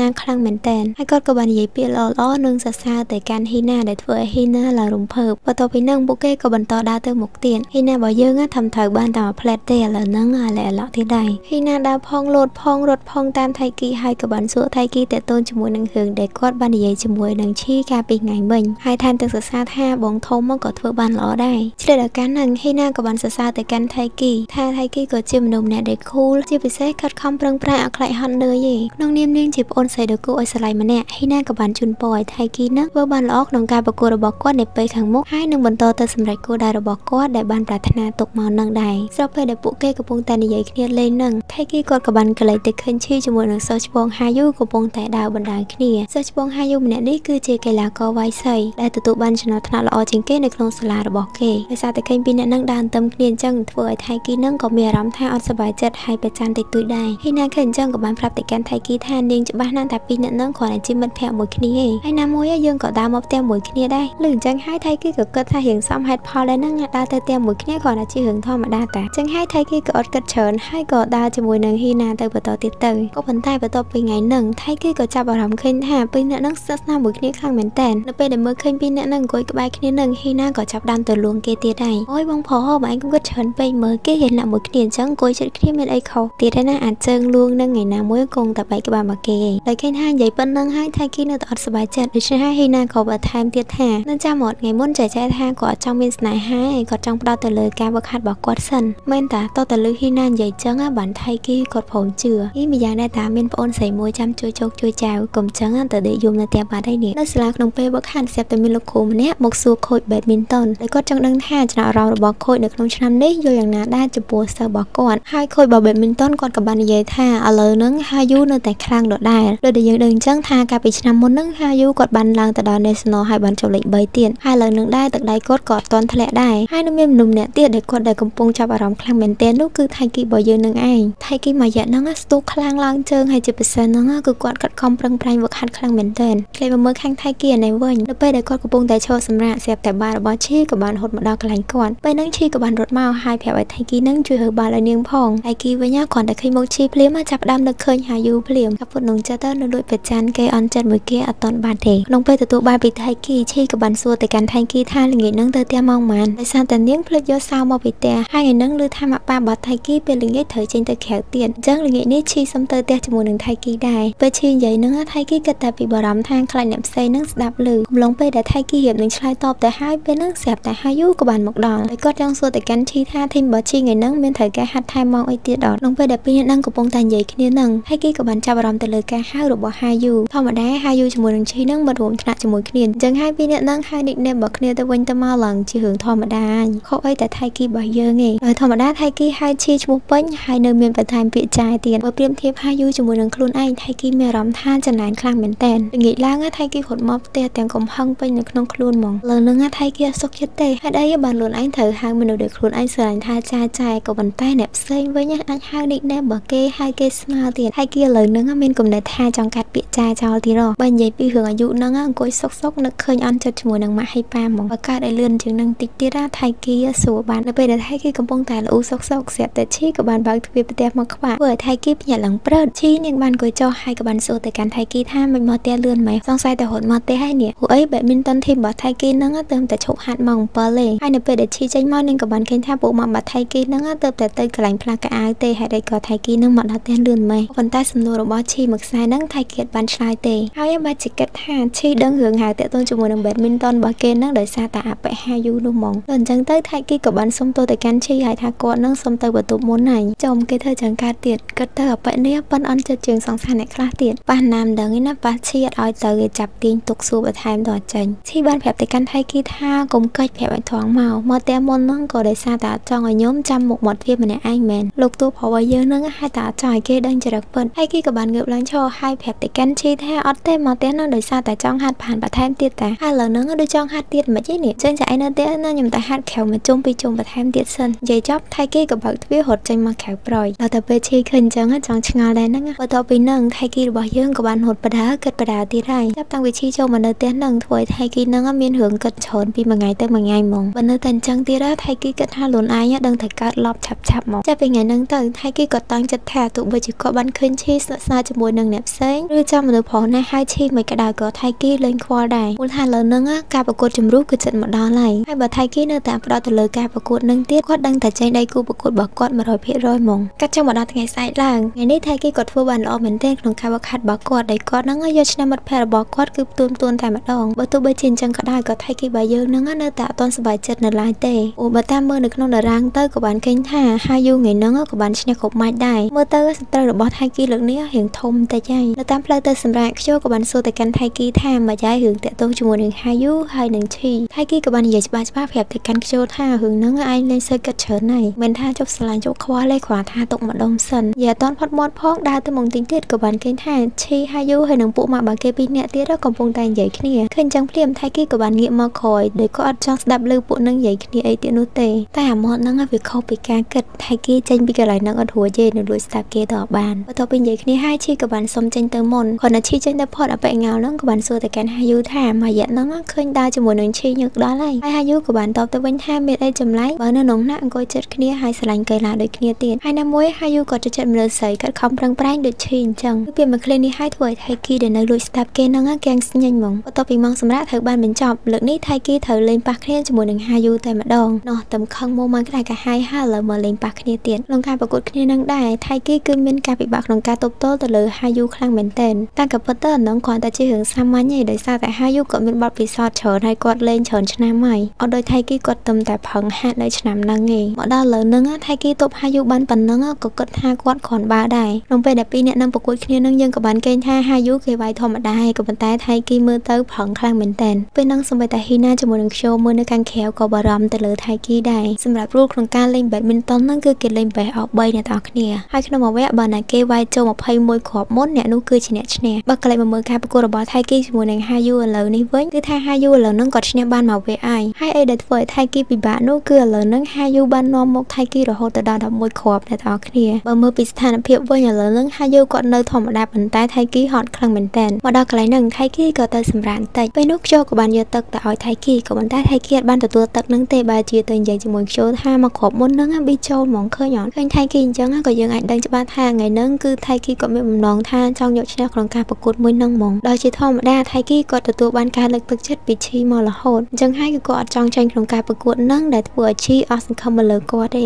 ក៏ប៉ុន្តែទោះបីជាអញ្ចឹងក៏ដោយក៏មិនមានន័យថាគាត់ស្រឡាញ់ការលេង badminton ហ្នឹងដោយសារតែឈីដែរជាក់ស្ដែងការលេងនិងការចូលប្រកួតក្នុងកីឡាវាយសីនេះគឺចេញពីទឹកចិត្តនិងការស្រឡាញ់របស់ថៃគីតែម្ដងនិយាយចំថៃគីក៏ដល់ពេលដែលគាត់ត្រូវចូលទៅប្រកួតបន្តទៀតដែរមុននឹងចាប់ផ្ដើមទៅបន្តការប្រកួតថៃគីក៏បានទៅចងខ្សែបែកជើងមកគាត់ដោយសារតែវាល្បូតពេលនោះគាត់ក៏ចាប់អារម្មណ៍ខ្សែជើងនាំសំណាងដែលឈីបានបកគលមកឲ្យគាត់ហើយវាគឺជារឿងមួយដែលធ្វើឲ្យថៃគីរបស់យើងនឹងមានកម្លាំងព្រឹសមកវិញតែម្ដងចុះវិញលើកនេះថៃគីធ្វើបានល្អខ្លាំងមែនទែនសូម្បីតែអ្នកដែលទស្សនានៅខាងក្រៅនោះក៏ភ្ញាក់ផ្អើលជាមួយនឹងការលេងរបស់ថៃគីដែរមិនបានប្រមាណការប្រកួតក៏ត្រូវបានបញ្ចប់ហើយចំពោះលទ្ធផលនោះគឺថៃគីត្រូវបានចាញ់ហាយូហើយពួកគេគឺបញ្ចប់ការប្រកួតត្រឹមតែ2ម៉ាច់ប៉ុណ្ណោះម៉ាច់ទី1ហាយូ21ថៃគី7ម៉ាច់ទី2ហាយូ21ថៃគីឡើងរហូតដល់15នៅពេលដែលកំពុងសម្អាតក្លឹបចូលក៏បានលួងលោមទៅកាន់ថៃគី5លើកនឹងថៃគីធ្វើបានល្អហើយទោះបីជាគាត់អាចយកឈ្នះហាយូបានក៏ប៉ុន្តែបន្ទុកគ្រាប់របស់ថៃគីក៏ផ្ដាំប្រសងជាមួយនឹងហាយូដែរតែទោះបីជាថៃគីយល់ឃើញដូចខ្យូក៏ដោយក៏គាត់នៅតែអត់សប្បាយចិត្តដោយសារតែលទ្ធផលចេញមកគឺគាត់ចាញ់គេទាំងបានតដៃអីមកវគ្គហ្មងចំណែកឯហាយូជាមួយនឹងពួកម៉ាក់បាគេនៅខាងក្រៅនេះក៏បានលើការសន្ទនារបស់ពីរអ្នកនឹងដែរមើលទៅសម្រាប់ហាយូក៏គាត់អត់សូវសប្បាយចិត្តជាមួយនឹងការលេងរបស់គាត់ជាមួយនឹងថៃគីនៅវគ្គចុងក្រោយមិញដែរនៅតាមផ្លូវត្រឡប់មកផ្ទះវិញថៃគីដើរបដាគិតបដាតាក់ទងជាមួយនឹងការលេងរបស់ហាយូដោយសារតែថៃគីចាប់អារម្មណ៍មើលទៅហាយូមានតិចនិចលេងល្អច្រើនមិនថាល្បឿននិងកម្លាំងរបស់ហាយូសម្រាប់ថៃគីគឺនៅមានកម្រិតខ្លាំងមែនទែនដូច្នេះហើយឥឡូវហ្នឹងបើសិនជាថៃគីចង់យកឈ្នះហាយូច្បាស់ណាស់ថៃគីត្រូវតែហាត់ឲ្យខ្លាំងជាងមុនបន្ថែមទៀតពងតែគិតនឹងស្រាប់តែឈីហត់មកពីខាងក្រោយហើយស្រីហៅថៃគីឲ្យទៅកន្លែងមួយជាមួយនឹងនាងឈីក៏បាននាំថៃគីទៅសួនកំសាន្តមួយហើយបានដកដងវាយសីចេញពីកាតាបដោយបាននិយាយថាដងវាយសីនឹងខ្ចីមកពីសាលាឈីគាត់មកធ្វើតាមការសន្យាដោយសារកាលពីលើកមុននឹងពួកគេសន្យាថានឹងមកវាយសីជាមួយគ្នាឲ្យបានម្ដងលើបែបនេះធ្វើឲ្យថៃគីសប្បាយចិត្តខ្លាំងមែនទែនហើយគាត់ក៏នឹកស្មានថាឈីនៅចាំមើលទាំងអស់នឹងដែរលើកនេះឈីមិនមកទៅធ្វើការសន្យារបស់ពួកគេនោះទេតែពិតឈីក៏ចង់មកលួងនឹងលើកទឹកចិត្តទៅដល់ថៃគីដែរដោយសារតែការប្រកួតមុននឹងឈីក៏បានមើលពួកគេប្រកួតគ្នាផងដែរបន្ទាប់ពីបានគូទីលានអីហើយអស់ឈីក៏បានលើកគ្រាប់សីហើយវាយមកកាន់ថៃគីមុនតែថាកន្លែងហ្នឹងឈីវាយខុសវាយត្រូវតែធ្វើឲ្យថៃគីឡើងអស់ស្នើចហ្មងកន្លែងហ្នឹងតើតែថៃគីប្រាប់បានឈីវាយត្រូវបន្ទាប់ពីហ្នឹងពីរអ្នកហ្នឹងក៏បានវាយសីនឹងបដានិយាយគ្នាបដាពេលហ្នឹងថៃគីក៏បានប្រាប់ទៅកាន់ឈីថាអាការប្រកួតរបស់គេជាមួយនឹងហាយូមុនហ្នឹងបើសិនជាឈីបានឃើញហើយបំភ្លេចវាចោលទៅព្រោះថាថៃគីហ្នឹងមានអារម្មណ៍ថាខ្មាស់ឈីខ្លាំងមែនតើតែឈីក៏បានបដិសេធហើយនិយាយថាមានអីគួរឲ្យខ្មាស់ទៅព្រោះថាឈីបានឃើញថៃគីធ្វើបានល្អខ្លាំងមែនតើនៅក្នុងវគ្គចុងក្រោយមុនហ្នឹងដូចយើងឃើញអញ្ចឹងមុនប្រេងថៃគីទទួលបាន4បន្ទុកហើយនឹងហាយូក៏ទទួលបាន11បន្ទុកអញ្ចឹងបន្ទាប់ពីសម្រាប់ហាយូគាត់ត្រូវរកតែ10បន្ទុកទៀតប៉ុណ្ណោះដើម្បីឈ្នះប៉ុន្តែក្រោយពេលសម្រាប់ថៃគីគឺគាត់រកបានរហូតដល់11បន្ទុកទោះបីជាលទ្ធផលចុងក្រោយថៃគីគាត់ចាញ់ប៉ុន្តែការប្រកួតចុងក្រោយបន្ទាប់ពីសម្រាប់ថៃគីបានយកឈ្នះហាយូមកគ្រាប់ដល់ពេលលឺហ៊ីណានិយាយចឹងហើយថៃគីក៏ចាប់ផ្ដើមរាប់ដៃរាប់ជើងមកហើយថៃគីក៏បានច្រឡោតនិយាយថានៅចាញ់ហ្នឹងឈីឃើញថៃគីអញ្ចឹងសាយថៃគីឡើងខ្លាំងយ៉ាប់បងចាយគេពងសែបមកសាយគេទៀតបន្ទាប់ពីនោះឈីក៏បានបន្តនិយាយទៀតថាទោះបីជាថៃគីចាញ់ប៉ុន្តែសម្រាប់ការប្រកួតមុនហ្នឹងថៃគីធ្វើបានល្អខ្លាំងមែនតើជាធម្មតាដែលយើងដឹងអញ្ចឹងថៃគីគាត់ជាមនុស្សឧស្សាហ៍ព្យាយាមហើយទៅហាត់រាល់ព្រឹកតែម្ដងថៃគីតែងតែស្ដាប់ដំបូន្មានរបស់រៀមច្បងរបស់គ្រូហង្វឹកហើយខិតខំប្រឹងប្រែងកែប្រែខ្លួនឯងមករហូតជាពិសេសថៃគីគាត់មានចំណុចល្អមួយគឺជាមនុស្សដែលចេះបោះបង់ដូចជាការប្រកួតមុននឹងអញ្ចឹងបើទោះ ទោះបីជាថៃគីគាត់ដឹងថាគាត់មានភាគរយចាញ់ច្រើនក៏ប៉ុន្តែគាត់បានចុះចាញ់ទេគាត់គឺនៅតែប្រឹងបន្តរកពិន្ទុរហូតដល់ចប់ការប្រកួតដូច្នេះហើយសម្រាប់ឈីគាត់យល់ឃើញថាបើសិនជាថៃគីនៅតែបន្តធ្វើបែបហ្នឹងទៀតនោះថ្ងៃណាមួយថៃគីគាត់នឹងបានទៅដល់គោលដៅដែលគាត់ចង់បានបន្ទាប់ពីបានស្ដាប់ឈីនិយាយចប់ធ្វើឲ្យថៃគីនឹងមានអារម្មណ៍ថាធូរស្បើយឡើងច្រើនតាមក៏ពិតទៅថៃគីគាត់មិនជាមនុស្សដែលមាន talent ទៅលើការលេង badminton អីហ្នឹងទេជាក់ស្ដែងសមត្ថភាពដែលគាត់ទទួលបានក្នុងពេលឥឡូវហ្នឹងគឺដោយសារតែការខិតខំប្រឹងប្រែងនិងប្រតិជារៀងរាល់ថ្ងៃបន្ទាប់ពីគាត់យល់ហើយថៃគីក៏បានញញឹមហើយនិយាយទៅកាន់ឈីថាថ្ងៃក្រោយគាត់នឹងយកឈ្នះក្នុងការប្រកួតជាមួយនឹងហាយូឲ្យបានបន្តិចក្រោយមកម៉ាក់របស់ថៃគីក៏បានផ្ញើសារមកកាន់ឈីហើយគាត់បានសួរថាពីអ្នកហ្នឹងការបានទៅផ្ទះតែថាកន្លែងហ្នឹងថៃគីមានតែចាប់អារម្មណ៍រឿងសាររបស់ម៉ាក់អីហើយគេបែរជាទៅចាប់អារម្មណ៍ទៅលើបតោងនៅលើកតារបស់ឈីដែលមានដាក់ឈ្មោះថាឈីនៅលើហ្នឹងហើយគេគិតថាហ្នឹងសង្ស័យពីកដោមកពីអបិហាយូហ្នឹងហ្មងចំណែកឈីវិញគ្រាន់តែឃើញថៃគីចាប់អារម្មណ៍ភ្លាមឈីបកស្រាយភ្លាមហ្មងដោយនាងបាននិយាយថាតាពិតអាបតោងសោហ្នឹងគឺបានមកពីមិត្តរួមថ្នាក់របស់នាងជាធម្មតានៅក្នុងថ្នាក់គ្រប់គ្នាហើយនាងតែឈីអញ្ចឹងទេដល់ពេលលឺអញ្ចឹងថៃគីរបស់យើងរៀងធូរចិត្តបន្តិចដែរព្រោះអីគាត់គិតតាំងពីដំបូងថាឈ្មោះឈីហ្នឹងអបិហាយូហ្នឹងហៅម្នាក់ឯងតាមកាពិតគេហៅឡើងមកថ្នាក់សោះងប់អញឲ្យសេតឡើង2ថ្ងៃចុងក្រោយក៏ឆេះបន្ទាប់ពីនោះថៃគីក៏បានប្រាប់ឲ្យឈីហ្នឹងត្រឡប់ទៅផ្ទះមុនទៅព្រោះអីអត់ចង់ដើរទៅមួយគ្នាខ្លាចអ្នកផ្សេងនិយាយអត់ល្អហើយគេថាខ្លួនគេនៅហាត់នឹងតិចទៀតសិនបន្ទាប់ពីនិយាយចប់ថៃគីក៏បានទៅវាយខ្យល់ពុះផាម្នាក់ឯងធ្វើឲ្យឈីហ្នឹងរៀងឆ្ងល់តិចដែរក៏ប៉ុន្តែធ្វើមិនបើថៃគីនិយាយចឹងហើយឈីមានតែដើរមកតែម្នាក់ឯងស្អែកឡើងនៅពេលដែលថៃគីជាមួយនឹងខ្ជោមកដល់ club work hard ពួកគេក៏បានទៅមើល schedule ចង់ដឹងថាថ្ងៃហ្នឹងពួកគេត្រូវ practice ជាមួយនឹងណាគេខ្លះហើយពេលហ្នឹងពួកគេក៏បានឃើញថាថ្ងៃនេះថៃគីគឺមានការវិភាគត្រូវហាត់ជាមួយនឹងហាយូរហូតទៅដល់2ដងណែម្ដងនេះគៀងហ្មងឥឡូវហ្នឹងសត្រូវខ្លាចជាគ្រូបហាត់ដែរកំពុងតែគិតមិនតាន់ចេញថាថ្ងៃហ្នឹងមិនដឹងថាជួបរឿងអីខ្លះពេលហ្នឹងហាយូក៏បានមកដល់កន្លែងហ្នឹងល្មមហើយគាត់ក៏បានស្រែកហៅថៃគីថាដល់ម៉ោងហាត់ហើយនៅមើលអីទៀតពេលដើរតាមហាយូទៅកន្លែងហាត់ហ្នឹងថៃគីគាត់មើលឃើញថាហាយូគឺមានសភាពធម្មតាអត់មានអីប្លែកនោះទេមើលទៅថៃគីគិតច្រើនម្នាក់ឯងហើយក៏ប៉ុន្តែដល់ពេលដើរហ្នឹងហាយូក៏បានកលិចមកសួរថៃគីថាតើថៃគីហ្នឹងចិត្តឈីមែនអញនោះគេចាប់ថ្នាក់បានទេណាពេលហ្នឹងថៃគីគឺមានកាំងដូចមុនទេចាប់ផ្ដើមមកលាយដូចទឹកកកហ្មងហើយបើកលិចទៅមើលមុខរបស់ហាយូវិញក៏ដឹងថាតិចទៀតហ្នឹងមានរឿងអីកើតឡើងដែរឥឡូវយើងមកមើលការ trend ទៅលើថៃគីនេះគ្រាន់តែជាលើកដំបូងសម្រាប់ហាយូឯណាដែល trend ទៅលើថៃគីយើងក៏បានឃើញថាហាយូហ្នឹងចាត់ការថៃគីមកចាស់ដែរហ្មងឡើងសូម្បីតែអ្នកនៅក្បែរនឹងមើលហើយក៏ភ័យជំនួសថៃគីដែរហាយូគាត់ប្រឹងវាយយករហូតដល់ថៃគីហ្នឹងប្រឹងទទួលឡើងហត់ក៏ខែហ្មងបន្ទាប់ពីលេងផ្លូវកាយរបស់ថៃគីឡើងហត់ហើយហាយូក៏បានសួរទៅកាន់ថៃគីថាហត់អត់បើហត់ប្រាប់គាត់ថាហត់ហើយសុំទៅសម្រាប់ទៅគាត់ឲ្យទៅក៏ប៉ុន្តែទោះត្រង់ថាគាត់ដែរឃើញឈីស្រីថាហត់ទេពេលដែលនាងហាត់ហើយណាមួយមនុស្សស្រីប្រកែកអញ្ចឹងក៏នាងចាប់អារម្មណ៍ទៅលើមនុស្សប្រុសណាដែលប្រកែកដូចនាងឬក៏ខ្លាំងជាងនាងដែរគិតទៅអបិហាយូនេះសាហាវហ្មងនិយាយចឹងសួរណាគេហ៊ានឈប់មួយរយៈក្រោយមកបន្ទាប់ពីការ trend ដល់កាយសាហាវរបស់ហាយូពួកថៃគីនឹងមានការបាក់បៀទន់លងអស់លេងពីខ្លួនហ្មងឥឡូវហ្នឹងថៃគីមកសាលាចាក់មុខវិជ្ជាអីផ្សេងគឺលេងចុះយកហ្មងឃើញស្ថានភាពរបស់ថៃគីឥឡូវហ្នឹងធ្វើឲ្យខ្ជិលជាមួយនឹងហ៊ីណានឹងមានការបារម្ភខ្លាំងមែនតើបើហ៊ីណាគេសង្ស័យតាបិហាយូនឹងស្រឡាញ់ឈីដែរហ្មងបើមិនអញ្ចឹងទេហេតុអីបានហាយូនឹងធ្វើបាបថៃគីដល់ថ្នាក់ហ្នឹងហើយចំពោះបញ្ហាហ្នឹងថៃគីក៏ធ្លាប់គិតដែរក៏ប៉ុន្តែអត់ច្បាស់ថាអញ្ចឹងមែនឬក៏អត់ទេបន្ទាប់ពីហ្នឹងថ្ងៃនេះថៃគីក៏មានការវឹកហាត់ជាមួយនឹងហាយូម្ដងទៀតដែរដោយលើកនេះគឺថៃគីជាមួយនឹងហាយូគឺនៅធីមតែមួយកំឡុងពេលហាត់ហ្នឹងហាយូក៏បានចាប់ពីចំណុចខ្វះខាតរបស់ថៃគីហើយក៏បានកែសម្រួលទៅដល់ថៃគីផងដែរល្ងាចនេះនៅតាមផ្លូវត្រឡប់ទៅផ្ទះវិញយើងក៏បានឃើញថាថៃគីរបស់យើងឥឡូវហ្នឹងគឺទ្រន់ទ្រាយខ្លាំងមែនតើដើរទៅផ្ទះលើកនេះវត្តសិតកាន់ឈើច្រត់ទៀតនៅក្បែររបងសាលាថៃគីជាមួយនឹងខ្ជោក៏បានទៅជួបជាមួយនឹងហាយូហើយនឹងឈីនិងមិត្តភក្តិរបស់ពួកគេប្រហែលអ្នកទៀតគាត់តែឃើញថៃគីភ្លាមហាយូក៏បានអូសដៃថៃគីដើម្បីទៅណែនាំប្រាប់មិត្តភក្តិរបស់គាត់ពេលហ្នឹងហាយូក៏បានប្រាប់ទៅកាន់អ្នកទាំងអស់គ្នាអំពីចំណុចខ្សោយក្នុងការលេងរបស់ថៃគីនិយាយទៅគឺហែកគេយកហ្មងថៃគីលឺហើយក៏រៀងអន់ចិត្តដែរក៏ប៉ុន្តែបដិសេធអត់កើតដែរដោយសារតែហ្នឹងគឺជាការពិតបន្ទាប់ពីនិយាយចំណុចល្អរបស់ថៃគីរួចហើយហាយូគាត់ក៏បានបន្ថែមថាបើទោះបីជាថៃគីនៅមានចំណុចខ្វះខាតក៏ប៉ុន្តែគាត់ជឿជាក់ 100% ថាថៃគីនឹងក្លាយទៅជាកីឡាករដ៏ល្អម្នាក់ក្នុងពេលឆាប់ហ្នឹងពួកគាត់មើលឃើញថានៅពេលដែលគាត់បានធ្វើការ trend ទៅលើថៃគីតែងតែព្យាយាមធ្វើតាមនៅអ្វីដែលគាត់បានប្រាប់ហើយក៏អត់ដែលបង្ហាញអារម្មណ៍ខឹងនៅពេលដែលគាត់ស្ដីឲ្យថៃគីម្ដងណាឡើយសូម្បីតែពេលខ្លះហ្នឹងហាយូគាត់មានអារម្មណ៍ថាគាត់ធ្វើលើសក៏ដោយក៏ថៃគីនឹងអត់ខឹងគាត់ដែរចំណែកថៃគីវិញដល់ពេលឮហាយូនិយាយចឹងហើយគាត់ភ្នែកឡើងស្លើហ្មងដល់ពេលនេះអត់ដឹងថាខឹងឬក៏សប្បាយចិត្តទេបន្តិចក្រោយមកហាយូគាត់ក៏បានទទួលបាន message ពីមិត្តស្រីរបស់គាត់លឺអញ្ចឹងហើយធ្វើឲ្យថៃគី surprise ខ្លាំងមែនតើហើយក៏បានសួរទៅកាន់ហាយូបន្ថែមទៀតថាហាយូនឹងមានមិត្តស្រីហើយហាយូក៏បានឆ្លើយព្រាមៗថាហ្នឹងឯងមានហ្នឹងទៅមានមួយអាទិត្យហ្នឹងគាត់ថាគាត់ក្រាស់គេយូរហើយកាលពីអាទិត្យមុនហ្នឹងគាត់បំរុងថានឹងបោះបង់ចោលហើយហ្នឹងប៉ុន្តែស្រាប់តែម្នាក់ នឹងមកណាត់គាត់ចេញទៅខែវសម្រាប់គាត់មិនស្អីរបស់គាត់នឹងគឺជាមនុស្សខិតខំប្រឹងប្រែងខ្លាំងមែនទែនដោយនាងបានធ្វើរឿងច្រើនខ្លាំងមែនទែនដើម្បីតែសម្រេចក្តីបំណងរបស់នាងកាលពីនាងនៅតូចបន្ទាប់ពីនិយាយចប់ហាយូគាត់ក៏បានអរគុណទៅកាន់ឈីដែលម៉ាយ៉ានឹងបានជួយគាត់បើគុំតែបានឈីជួយទេគុំអីគាត់ជាមួយនឹងមិត្តស្រីគា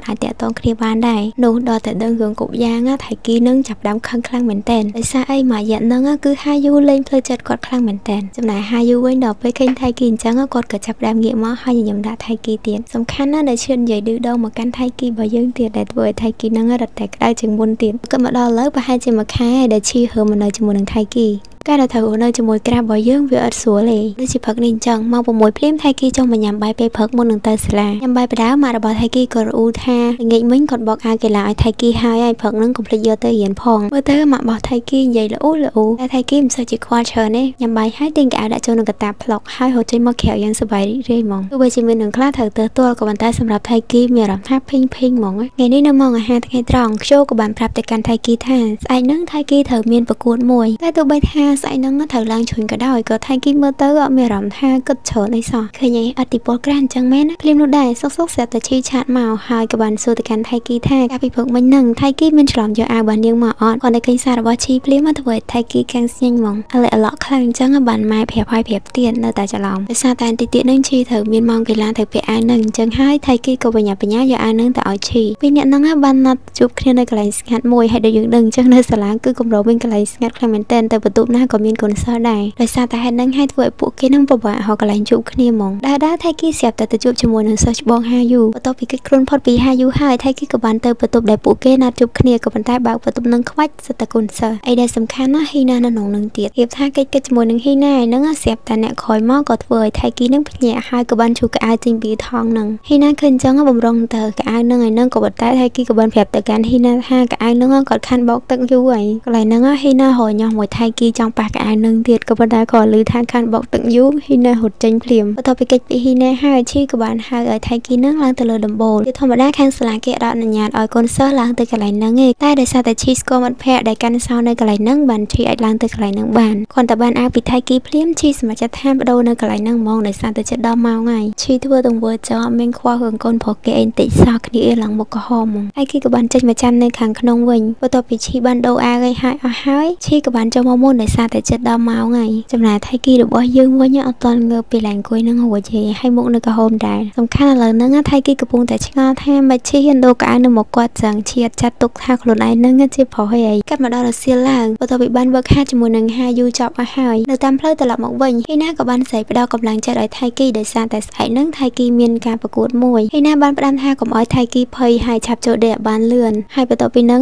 ហាយូក៏បានសំណេះសំណាលជាមួយនឹងថៃគីរឿងប្រកួតនឹងដែរហើយហាយូថែមទាំងប្រាប់ទៅកាន់ថៃគីថាប្រូឯងសង្ស័យចូលទៅត្រឹមថប់16ឯងតែថៃគីគេបដិសេធគេថាជួនកាលគេអាចចូលថប់8ថប់4ឬក៏លើនឹងក៏ថាបានដែរលើថៃគីនិយាយចឹងហើយហាយូក៏បានឆ្លើយថាអូអញ្ចឹងប៉ុន្តែលើនឹងប្រូឯងភ្លេចដងវាយសីឯងចំហើយមួយថ្ងៃអត់5ល្ងាចនេះនៅផ្ទះម៉ាក់របស់ថៃគីឆ្លេឆ្លាជាងថៃគីទៀតស្អាតតែដឹងថាស្អែកកូនគាត់ត្រូវមានការប្រកួតអញ្ចឹងហើយក៏ផ្ដាំថៃគីថាកុំភ្លេចយកកៅអៅកុំភ្លេចយកដងវាយសីកុំភ្លេចពេស្បេជើងប៉ុន្តែថៃគីគេថាកុំបារម្ភច្រើនរបស់អស់ហ្នឹងគេរៀបឲ្យអស់ហើយបន្ទាប់មកម៉ាក់ក៏បានយកកន្សែងមកឡើងច្រើនហើយសួរថៃគីថាត្រូវការកន្សែងប៉ុន្មានតែថៃគីថាអត់ត្រូវការទេកំពុងតែតបជាមួយនឹងម៉ាក់យ៉ាង confident ហ្នឹងភ្លាមហ្នឹងថៃគីក៏បានធ្វើកាពប់ទឹកដែលគេកំពុងកាន់ហ្នឹងត្រូវកៅអៅឡើង30ជោគមានអីតែប៉ុណ្្នឹងម៉ាក់របស់ថៃគីខឹងឡើងខ្លាំងហ្មងល្ងាចហ្នឹងមុនចូលដេកថៃគីក៏បានរៀបចោលបានទាំងអស់ទុកក្នុងកាតាបហើយដាក់ក្បែរខែទៀតតែទោះបីជារៀបអីហើយអស់ក៏ដោយក៏ថៃគីនៅបារម្ភដែរហើយអញ្ចឹងហើយធ្វើឲ្យគាត់យប់ហ្នឹងដេកអត់លក់អីសារតែភ័យផងអីផងដេកអត់សុខអញ្ចឹងហើយថៃគីក៏បានទាញដងវាយសីហ្នឹងចេញទៅហាត់នៅខាងក្រៅផ្ទះកំពុងតែហាត់ឈីក៏បានចេញមកហើយបានសួរទៅកាន់ថៃគីថាហេតុអីបាននៅហាត់យប់ជ្រៅអញ្ចឹងស្អែកហ្នឹងត្រូវឡើងជ្រុញផងអត់គិតប្រញាប់ដេកភ្លាមនោះឈីក៏បានចាប់អារម្មណ៍ឃើញថាអាវរបស់ថៃគីហ្នឹងពាក់ពេជ្រគ្រាន់តែលើឈីនិយាយភ្លាមថៃគីក៏បានប្រញាប់ដូរអាវនឹងភ្លាមហ្មងហ៊ីប្រូដល់អាវអត់មានខ្វល់កូនឆៃគេនៅនឹងសោះហ្មងសំខាន់ណាស់ឈីនៅឆ្លៀតសួរគេទៀតថាដែលដឹងសោះថាថៃគីនឹងមានសាច់ផេកបន្ទាប់ពីពាក់អាវអីហើយអស់ឈីក៏បានហៅថៃគីមកចិត្តហើយក៏បានដាក់ចោលដៃរបស់នាងនឹងចំក្បាលរបស់ថៃគីហើយនាងលើគេនិយាយថាធ្វើអញ្ចឹងទៅអាចធ្វើឲ្យមនុស្ស យើងអត់គិតច្រើនហើយអត់ច្បងច្បល់ក្នុងចិត្តប៉ុន្តែឈីមើលដឹងថាថៃគីបារម្ភរឿងទៅប្រកួតនៅថ្ងៃស្អែកហ្នឹងចឹងហើយនាងក៏បានលងលោមទៅកាន់ថៃគីថាកុំគិតនឹងដាក់សម្ពាធខ្លួនឯងច្រើនពេកព្រោះថាថៃគីនៅមានអាការច្រើនដងទៀតដូចឆ្នាំក្រោយហើយឆ្នាំក្រោយមួយទៀតអីអញ្ចឹងហើយណាមួយលើហ្នឹងថៃគីខ្លាំងជាងមុនច្រើនណាស់ប៉ុន្តែចំពោះថៃគីគ្រាន់តែលើថាឆ្នាំក្រោយមួយទៀតថៃគីចាប់ផ្ដើមអត់សប្បាយចិត្តហ្មងដោយសារតែឆ្នាំក្រោយមួយទៀតនឹងឈីត្រូវប្រឡងបញ្ចប់បាត់ហើយថៃគីគាត់ក៏បាននិយាយទៅកាន់ឈីថាគាត់អត់ចង់បានអញ្ចឹងទេហើយគាត់ក៏បានតែរកទឹកមុខប្រាប់ទៅកាន់ឈីថាគាត់ចូលទៅគេងហើយ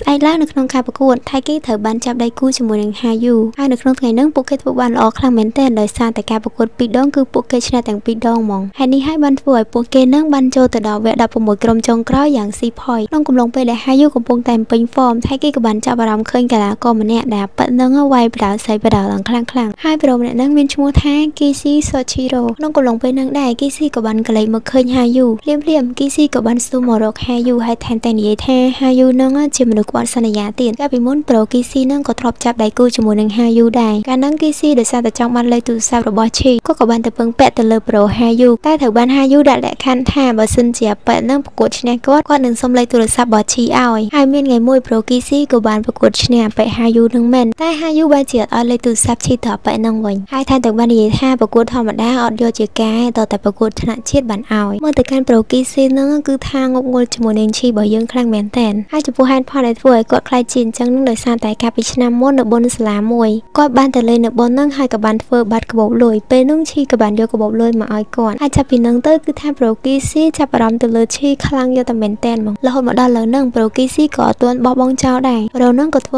ជាទៅលួងចិត្តថៃគីតែត្រូវបានហាយូស្ដីឲ្យដោយសារតែការទុកមិនសុខចិត្តចេញហើយប្រូគីស៊ីក៏បានសុំភ្នាល់ជាមួយនឹងហាយូម្ដងទៀតថ្ងៃហ្នឹងសុំប្រកួតមួយគ្នាពីរម៉ាច់បើសិនជាគាត់ឈ្នះហាយូត្រូវតែណែនាំគាត់ទៅឲ្យឈីហាយូមិនទាន់និយាយថាយល់ព្រមផងលៀមនោះដៃគូរបស់ប្រូគីស៊ីក៏បានប្រាប់ទៅកាន់គាត់ថាលើនឹងក៏អត់ស្រួលខ្លួនទេលើនឹងសម្បីតែឈរក៏ឈរលេងនឹងដែរប៉ុន្តែក្រោយមកអាប៉ានឹងក៏ត្រូវបានគេដឹកយកទៅពេទ្យបានដោយសារតែហេតុនេះប្រូគីស៊ីក៏បានណាត់ជាមួយនឹងហាយូថាអញ្ចឹងប្រកួតគ្នាអាទិត្យក្រោយប្រកួតមួយស្មើក៏ប៉ុន្តែត្រូវបានហាយូបដិសេធដោយគាត់និយាយថាតិចទៀតនឹងគាត់មានការជំរុះតាមខេត្តហើយកន្លែងហ្នឹងទោះបីជាប្រូហាយូបដិសេធយ៉ាងម៉េចក៏ដោយក៏អាប៉េគីស៊ីនឹងអត់អស់ចិត្តដែរដោយសារតែអាប៉ានឹងជជែកចង់ប្រកួតគ្នាខ្លាំងពេកអញ្ចឹងហាយូក៏សម្រេចចិត្តថាគាត់នឹងយកលេខទូរស័ព្ទរបស់ឈីអាប៉ែនឹងបើសិនជាប៉ែនឹងអាចប្រកួតឈ្នះថៃគីគាត់ទៅលើថាត្រូវប្រកួតជាមួយនឹងថៃគីហើយបានលេខទូរស័ព្ទអាប៉ែនឹងចាប់ផ្ដើមសប្បាយចិត្តភ្លាមហើយប្រូគីស៊ីគេថាគេសុំទៅមុនហើយដោយសារតែលើនឹងគឺគេត្រូវបញ្ញាប់ទៅរកពាក្យពេចន៍ដើម្បីទុកនិយាយជាមួយនឹងឈីឲ្យហើយចំណែកថៃគីនេះវិញឡើងកែងស្ញាញ់ហ្មងដោយសារតែគាត់បានស្ម័គ្រចិត្តថាទៅប្រកួតសោះហើយអីដែលសំខាន់ណាប្រកួតដាក់អីមិនប្រកួតទេប្រកួតដាក់លេខទូរស័ព្ទរបស់ក្រាស់គាត់ថ្ងៃនេះពេលត្រឡប់មកដល់មកផ្ទះវិញថៃគីអត់តន់ចូលទៅខាងក្នុងទេព្រោះថាដោយសារតែរឿងយប់មិញហ្នឹងថៃគីធ្វើកាយវិការអត់សូវសមរម្យជាមួយនឹងឈីអញ្ចឹងហើយគាត់ខ្លាចឈីខឹងគាត់ក្លែងមកមើលខាងក្នុងវិញម៉ារបស់ថៃគីជាមួយនឹងឈីកំពុងតែនិយាយគ្នាតាក់ទងជាមួយនឹងការប្រកួតរបស់ថៃគីតែម៉ាគាត់ជឿថាថ្ងៃហ្នឹងកូនគាត់ដឹងតែឈ្នះហើយព្រោះថាព្រឹកមិញហ្នឹងថៃគីអត់មានភ្លេចអីទេដូច្នេះហើយគាត់ក៏បានធ្វើម្ហូបដែលថៃគីចូលចិត្តដើម្បីទុកអបអរសាទរដល់កូនប្រុសរបស់គាត់ហើយមួយទៀតបើសិនជាថៃគីចាញ់ក៏ទុកលើកទឹកចិត្តឲ្យថៃគីដែរបន្ទាប់ពីហ្នឹងអ្នកម៉ាក់ក៏បាននិយាយថាគាត់ក៏បារម្ភខ្លាំងដែរព្រោះថាមួយរយៈហ្នឹងឃើញថៃគីប្រឹងហាត់ខ្លាំងពេកជាស្ដែងទៅថៃគីនឹងមានពេល2ឆ្នាំទៀតក្នុងការប្រកួតហ្នឹងអញ្ចឹងហើយគាត់គិតថាការវឹកហាត់ដ៏លើសលប់របស់ថៃគីឬក៏ការជឿទុកចិត្តរបស់ថៃគីខ្លាំងពេកហ្នឹងអាចប៉ះពាល់ដល់អារម្មណ៍និងរាងកាយរបស់គាត់កន្លែងហ្នឹងឈីក៏បាននិយាយទៅកាន់អ្នកម៉ាក់ដែរថាយប់មិញក៏និយាយរឿងហ្នឹងទៅកាន់ថៃគីដែរក៏ប៉ុន្តែមើលទៅថៃគីដូចជាអត់សប្បាយចិត្តទេឈីនឹងបារម្ភខ្លាំងមែនទែនដោយសារតែខ្លាចថាពេលសម្ដីការពីយប់មិញហ្នឹងធ្វើឲ្យប៉ះពាល់ទៅដល់អារម្មណ៍ថៃគីតែនៅជាក់ស្ដែងទៅឈីអត់មានកំណត់អាក្រក់អីទេបើគិតចំពោះឈីខ្លួននាងវិញគឺនាងមានអារម្មណ៍ថារៀងចំណានថៃគីបន្តិចដែរព្រោះថាចំពោះឱកាសក្នុងការប្រកួតរបស់នាងគឺមានត្រឹមតែមួយឆ្នាំទៀតប៉ុណ្ណោះបើថាវិធីរៀបរាប់ហើយនឹងអ្នកម៉ាក់ក៏បានលើកទឹកចិត្តទៅកាន់ឈីហើយគាត់ថែមទាំងបានសរសើរឈីថាជាក្មេងស្រីដ៏គួរឲ្យស្រឡាញ់ទៀតពេលហ្នឹងថៃគីក៏ហ៊ានចូលមកខាងក្នុងហើយក៏បានប្រាប់ដំណឹងទៅម៉ាក់គេថាថ្ងៃហ្នឹងគេឈ្នះក្នុងការប្រកួតដែរបន្ទាប់ពីប្រាប់ហើយថៃគីក៏បានសុំម៉ាក់របស់គេនឹងឡើងទៅផ្លាស់កៅអៅនៅខាងលើបន្ទាប់ពីហ្នឹងអ្នកម៉ាក់ក៏បានកលេចមកនិយាយជាមួយនឹងឈីថាមើលទៅថៃគីនឹងរវល់ហាក់សូវខ្វល់ម៉ានេះចឹងហើយកុំឲ្យឈីបារម្ភនឹងរឿងយប់មិញទៀតសង្ស័យតែថៃគីនឹងភ្លេចបាត់ហើយដឹងអត់បានប្រមាណផងក៏មកដល់ថ្ងៃដែលថៃគីត្រូវប្រកួតជាមួយនឹងប្រូគីស៊ីហើយនៅខាងលើប្រូខ្ជូក៏បាននិយាយជាមួយនឹងហាយូថាលក្ខខណ្ឌក្នុងការប្រកួតនឹងរៀងចម្លែកបន្តិចអញ្ចឹងហើយក៏អត់បារម្ភខ្លាំងមែនតើក៏ប៉ុន្តែចំពោះហាយូក៏អត់ខ្វល់រឿងការសុំលេខទូរស័ព្ទឈីធ្វើមិនបានទេគាត់ធំតែដឹងថាថ្ងៃហ្នឹងកូនសិស្សរបស់គាត់ថៃគីដឹងតែឆ្នាំ 100% ដោយសារតែគាត់គឺជាអ្នកបរៀនថៃគីដោយផ្ទាល់ដៃក៏ប៉ុន្តែបើសិនជាថ្ងៃហ្នឹងថៃគីយកឈ្នះប៉ែនឹងអត់បានណាគាត់ដឹងតែដាក់ថៃគីឲ្យដឹងដៃម្ដងហ្មងក្នុងកំឡុងពេលការប្រកួតហ្នឹង team basketball របស់ឈីក៏បានមកមើលដែរក្នុងកំឡុងពេលហ្នឹងគ្នារបស់ឈីក៏បានចូលមកមើល ខាងក្រុមទាំងអស់គ្នាអត់តាឈីចូលមើលលើម្នាក់ឯងដោយសារតែឃើញថាចូលមើលមួយថ្ងៃអត់ទាន់មានគ្រាប់ចូលមកគ្រាប់សោះអញ្ចឹងហើយគ្នាគេរបស់ឈីនឹងក៏បាននិយាយថាសង្ស័យតែមកពីពួកគាត់មើលអញ្ចឹងហើយបើមានគ្រាប់ចូលតែហាយូក៏បានបដិសេធថាមិនអញ្ចឹងទេបើមើលច្បាស់ទៅឥឡូវហ្នឹងថៃគីកំពុងតែតេស្តសមត្ថភាពដៃគូរបស់គាត់ឥឡូវហ្នឹងថៃគីលេងមួយទប់សិនដល់ពេលដែលគាត់ដឹងពីចង្វាក់លេងរបស់ដៃគូរបស់គាត់ហើយនៅពេលគេហត់ថៃគីពេលហ្នឹងដឹងតែមានអាការសុទ្ធច្រើនហើយក្នុងកំឡុងពេលហ្នឹងដែរខ្ជិលក៏បានឡើងទៅខាងលើនិយាយជាមួយនឹងឈីដំបូងក៏បានសួរទៅកាន់ឈីថាហេតុអីក៏អត់ចុះទៅមើលនៅខាងក្រោមអញ្ចឹងឈីក៏បានឆ្លើយជាមួយនឹងខ្ជិលបដាបារម្ភជាមួយនឹងថៃគីដែលកំពុងតែលេងនៅខាងក្រោមនេះបដារួចហើយខ្ជិលក៏បានប្រាប់ទៅកាន់ឈីថាមានដឹងអត់ការប្រកួតហ្នឹងគឺលក្ខខណ្ឌរបស់គេដាក់លេខទូរស័ព្ទរបស់ឈីរឿងទាំងអស់ហ្នឹងគួរបន្ទោទៅកាន់ហាយូព្រោះថាជាក់ស្ដែងទៅការប្រកួតហ្នឹងគឺមានប្រយោជន៍សម្រាប់តែបេគីស៊ីនោះប៉ុណ្ណោះប៉ុន្តែឥឡូវហ្នឹងបើជាថៃគីត្រូវចូលប្រកួតក្នុងការប្រកួតហ្នឹងដែរដូច្នេះហើយខ្ជិលក៏បានសុំទៅកាន់ឈីថាបើសិនជាថៃគីឈ្នះខ្ជិលចង់សុំឲ្យឈីហ្នឹងនាំថៃគីទៅដើរលេងខាងក្រៅទុកជារង្វាន់ខ្ជិលក៏បានបន្តទៅប្រាប់ឈីថាសម្រាប់ថៃគីឈីគឺជា idol ហើយក៏ជាមនុស្សម្នាក់ដែលធ្វើឲ្យថៃគីហ្នឹងខិតខំប្រឹងប្រែងនឹងយកគំរូតាមរហូតដល់គាត់ខ្លាំងដូចមកដល់សប្តាហ៍ថ្ងៃហ្នឹងក្រោយពីការចាក់មនោគមយ៉ាងហោហែរបស់ខ្ជិលក៏ធ្វើឲ្យឈីហ្នឹងយល់ព្រមដោយនាងបានសន្យាជាមួយនឹងខ្ជិលថាបើសិនជាថ្ងៃហ្នឹងថៃគីឈ្នះនោះពួកគេនឹងទៅលេងនៅសួនកំសាន្តអាងចិញ្ចឹមត្រីជាមួយគ្នាបន្ទាប់ពីការប្រកួតយ៉ាងស្វិតស្វាញអស់រយៈពេល2 ហ្គេមកន្លងទៅឥឡូវហ្នឹងថៃគីគឺឈ្នះមកប្រកួតហើយប្រូមួយទៀតក៏ឈ្នះមកប្រកួតដែរចូលមកដល់ការប្រកួតតង់ទី3នេះឃើញថាពីរអ្នកហ្នឹងគឺបន្ទុកប្រហាក់ប្រហែលគ្នាហ្មងក៏ប៉ុន្តែយើងឃើញថាឥឡូវហ្នឹងថៃគីបើយើងមានប្រៀបជាងហើយដោយឥឡូវហ្នឹងគឺ20ទល់នឹង19ហើយថៃគីគឺគាត់ត្រូវរកតែមួយគ្រាប់ទៀតប៉ុណ្ណោះដើម្បីឈ្នះបានប្រហែលផងថៃគីក៏បានទទួលបានមួយគ្រាប់ទៀតពិតមែនដែលធ្វើឲ្យគាត់ឈ្នះក្នុងហ្គេមមួយហ្នឹងសំខាន់មុននឹងចាក់ចេញប្រូគីស៊ីក៏បានផ្ដាំទៅកាន់ថៃគីថាផ្ញើមើលចាឈីនៅ basketball team ឲ្យគាត់ផងហើយមានភ្លេចប្រាប់អ្នកទាំងអស់គ្នាតាមពិតប្រូហ្នឹងគឺគាត់អត់រៀននៅសាលាហ្នឹងឯងគាត់គ្រាន់តែមកហាត់នឹងមកប្រកួតនៅសាលាហ្នឹងប៉ុណ្ណោះហើយល្ងាចនេះមុននឹងត្រឡប់ទៅផ្ទះហេណាក៏បានមកសរសើរនិងអបអរចំពោះការឈ្នះរបស់ថៃគីក្នុងថ្ងៃហ្នឹងដែរកំពុងតែញ៉ាំគ្នាលេងជាមួយនឹងហ៊ីណាហ្នឹងស្រាប់តែទូរស័ព្ទរបស់ថៃគីក៏បានលោតសាររបស់ឈីមកដែលក្នុងសារហ្នឹងគឺឈីបានបបួលថៃគីទៅមើលអាងត្រៃនៅថ្ងៃស្អែកអានសាររបស់ឈីឲ្យធ្វើឲ្យថៃគីឡើងធ្លាក់ទូរស័ព្ទចេញពីដៃហ្មងមើលទៅកាន់មុខហ៊ីណាហើយនឹងថៃគីវិញឡើងខ្ជូតគួរឲ្យចង់សើចហ្មងរួចហើយខ្ជិលក៏បានសារភាពថាតាមពិតរឿងហ្នឹងគាត់ជាអ្នកសុំឈីហើយគាត់ក៏បានរៀបរាប់រឿងហៅតាំងពីដើមដល់ចប់ទៅកាន់អ្នកទាំងពីរឲ្យបានដឹងលឺអញ្ចឹងហើយហ៊ីណាគេសប្បាយចិត្តខ្លាំងមែនតើព្រោះថានេះមានការណាត់ជួបធម្មតាវាគឺជា first date របស់ពួកហ្នឹងហើយនិយាយថាមើលទៅថៃគីរីកចម្រើនលឿនខ្លាំងមែនតើហ្មងថៃគីគេក៏បានបដិសេធថាមែនទេ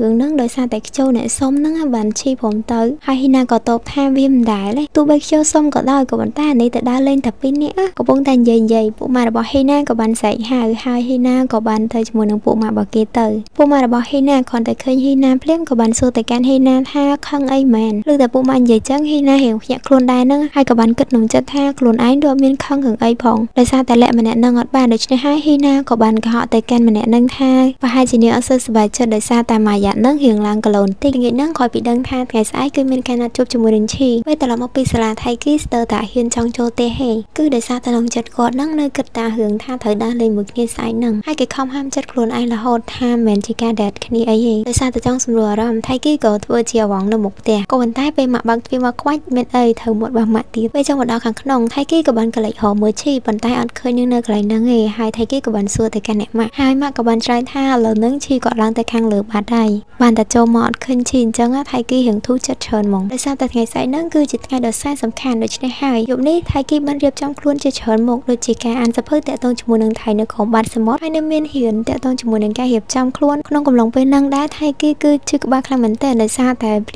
លាមពេករៀបចំខ្លួនអត់ទាន់ទេអីដែលសំខាន់ណាស់នៅមានគំនិតថាខឹងខ្ជិលទៀតដោយសារតែខ្ជិលនឹងរៀបគម្រោងដើរលេងនឹងលឿនពេកខ្ញុំដែរណានិយាយនឹងស្អែកដែរទេសូម្បីតែអានឈ្មោះថៃនឹងក៏ចាំអត់អស់ដែរកុំថាឡើយឈ្មោះថៃសូម្បីតែកៅអៅនឹងឥឡូវនៅដឹងថាពាក់កៅអៅមួយណាឯងបើគិតមកដល់រឿងកៅអៅនឹងថៃគីក៏បានចាប់អារម្មណ៍ថាស្អែកនឹងឈីពាក់អីគេបើមើលតាមសភៅគេនិយាយថាស្អីឲ្យតែពេល date គ្នាអញ្ចឹងនឹងគេពាក់រ៉ូវវិញឥឡូវនឹងថៃគីក៏ចាប់ផ្ដើមស្ម័យឯណាព្រោះអីគេចង់ដឹងថាពេលដែលឈីពាក់រ៉ូវទៅស្អាតមិនគិតចុះគិតឡើងស្រាប់តែលឺសលេងចេញពីបន្ទប់របស់ឈីមើលទៅស្មើនឹងឈីក៏អត់ទាន់គេងលក់ដែរសម្រាប់ថៃគីអារម្មណ៍របស់គាត់ឥឡូវហ្នឹងកំពុងតែច្បងច្បល់ហើយបើតាមបេះដូងរបស់គាត់គិតថាការណាត់ជួបនៅថ្ងៃស្អែកហ្នឹងគឺជាការណាត់ជួបលក្ខណៈគូស្នេហ៍អីចឹងតែអារម្មណ៍មួយទៀតប្រាប់គាត់ថាវាមិនមែនចឹងទេថាមិនត្រូវឈីណាត់ជួបគាត់ក្នុងគោលបំណងអីផ្សេងក៏ថាបានដែរហើយគាត់បារម្ភថាបើសិនជានាងដឹងថាគាត់គិតចឹងចំពោះនាងតើនាងអាចនឹងខឹងគាត់អត់កាត់ចង់មកដល់ផឹកស្អែកឡើងផឹកនេះថៃគីក្រោកឡើងនៅម៉ោង 9:34 ហើយគាត់ក៏បានបញ្ញារៀបចំឲ្យបានដោយសារតែឥឡូវហ្នឹងគឺគាត់ឡេតហើយថៃគីប្រឹងហត់ពីផ្ទះយ៉ាងលឿន ដើម្បីទៅស្ថានីយ៍រថភ្លើងឥឡូវហ្នឹងគាត់បារម្ភខ្លាំងមែនទែនដោយសារតែការណាត់ជួបលើកទី1ផងឥឡូវហ្នឹងដេកយូរទៀតមិនបានប្រហែលថៃគីក៏បានចុះពីលើរថភ្លើងហើយដោយសារតែគាត់បញ្ញាពេកហ្នឹងក៏បានធ្វើឲ្យឈូកបោបលុយឈូកាក់របស់គាត់ពេញហ្នឹងក្នុងកំឡុងពេលដែលថៃគីកំពុងតែហើកាក់ហ្នឹងពេលនោះឈីក៏បានមកជួយហើកាក់របស់ថៃគីមួយដែរនៅពេលដែលថៃគីបានកលេចទៅឃើញឈីក៏ឃើញថានាងស្លៀករ៉ូបយ៉ាងស្រស់ស្អាតហ្មងថៃគីរបស់យើងមើលគេឡើងអត់ចង់ដាក់ភ្នែកទេបន្ទាប់ពីហ្នឹងពួកគេក៏បានទៅទិញសំបុត្រដើម្បីចូលទៅទស្សនាត្រីនៅក្រោមបាតសមុទ្រទាំងពីរនាក់ថ្ងៃនេះមើលទៅឈីសប្បាយចិត្តនិងរីករាយខុសពីធម្មតាហើយសូម្បីតែថៃគីក៏អត់ដែលឃើញឈីញញឹមស្រស់ស្រាយដូចថ្ងៃហ្នឹងដែរបើទោះបីជាអត់ដឹងថាឈីសប្បាយចិត្តដោយសារតែមកដើរលេងជាមួយនឹងខ្លួនឬក៏ដោយសារតែមើលត្រី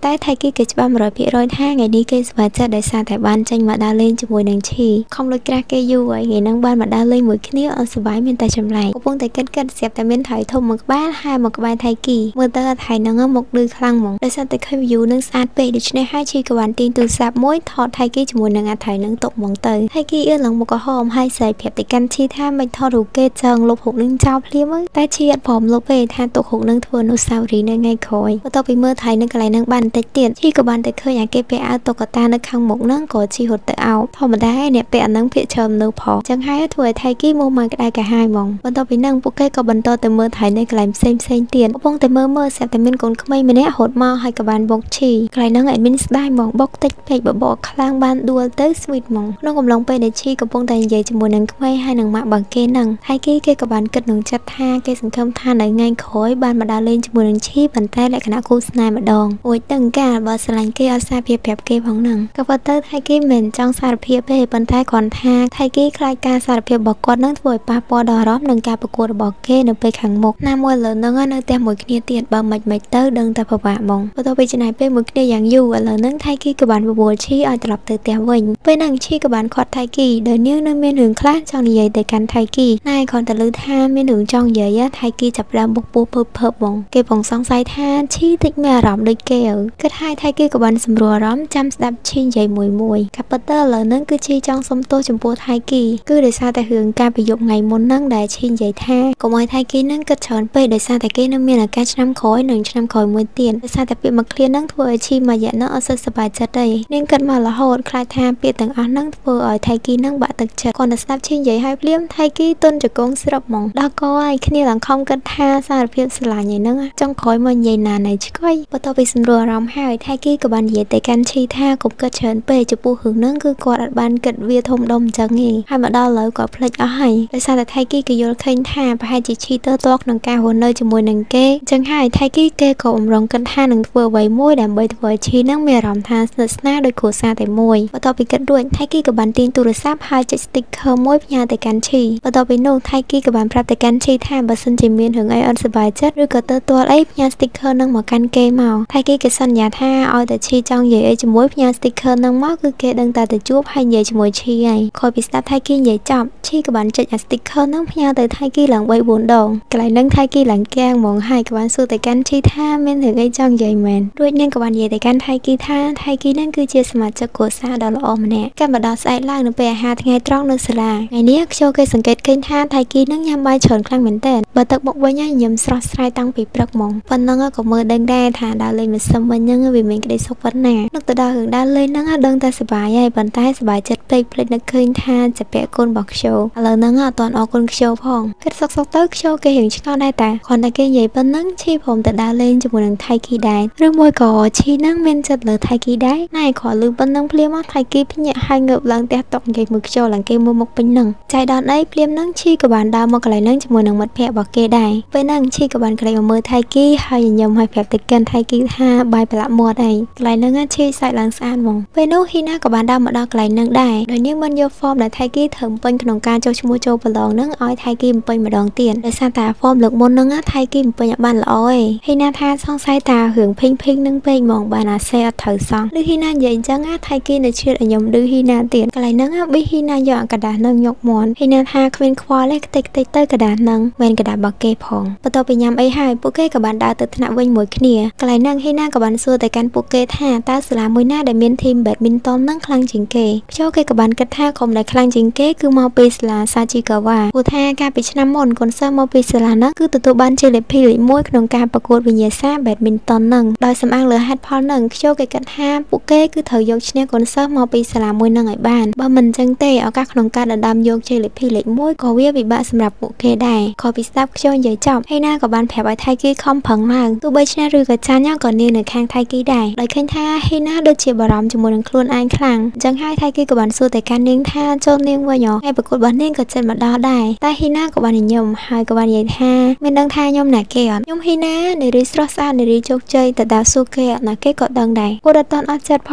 ងពេលហ្នឹងខូចរបស់ហេណាក៏បានមកដល់ហើយគាត់បាននាំអ្នកកសែតដ៏ល្បីល្បាញម្នាក់មកជួបជាមួយនឹងហេណាយោងទៅតាមសមត្ថភាពនិងភាពល្បីល្បាញរបស់ហេណាក៏ធ្វើឲ្យគាត់ចាប់អារម្មណ៍ហើយគាត់ក៏ចង់សរសេរអត្ថបទមួយទាក់ទងជាមួយនឹងហេណាផងដែរក្រោយពីអ្នកកសែតនឹងនិយាយឲ្យភ្លាមហេណាក៏បានកលេចមកមើលមុខថៃគីនិយាយថាកន្លែងហ្នឹងមុខគេឌឺសាហាវហ្មងថៃគីជាមួយនឹងខ្យល់ឃើញថាហេណាដើរមកដល់ចំណុចមួយហ្នឹងធ្វើឲ្យពួកគេសឹងតែមិនជឿហ្មងព្រោះសម្រាប់ពួកគេហេណាដូចគ្រាន់តែជាក្មេងស្រីធម្មតាម្នាក់ប៉ុណ្ណោះក្មេងស្រីធម្មតាម្នាក់ក៏ប៉ុន្តែដើរមកដល់ចំណុចហ្នឹងគឺសិតតែជាសមត្ថភាពនិងការកត់ខំប្រឹងប្រែងរបស់ហេណាទាំងអស់កន្លែងហ្នឹងគឺធ្វើឲ្យពួកគេកោតសរសើរស្ងប់ស្ងាត់ទៅលើហេណាខ្លាំងមែនទែនកាត់មកដល់ល្ងាចឡើងបន្ទាប់ពីចេញពីសាលាហេណាក៏បានឈានមក clinic ដើម្បីឆែកសុខភាពរបស់នាងបន្ទាប់ពីបានពិនិត្យអីរួចរាល់ហើយហេណាក៏បានមកកន្លែងបងលុយពេលហ្នឹងនាងស្រាប់តែឃើញឈីនៅកន្លែងហ្នឹងដែរពីអ្នកគេហ្នឹងក៏បាននិយាយរាក់ទាក់គ្នាតិចតួចនៅពេលដែលឈីកំពុងតែគិតលុយហេណាក៏បានចាប់អារម្មណ៍ទៅលើបតោងរូបត្រីដែលឈីបានដាក់ជាប់នឹងកតារបស់នាងពេលគិតលុយហើយឈីក៏បានកលេចមកសួរហេណាថានាងមានឈឺអីមែនហើយហេណាក៏តបថានាងអត់ឈឺអីទេ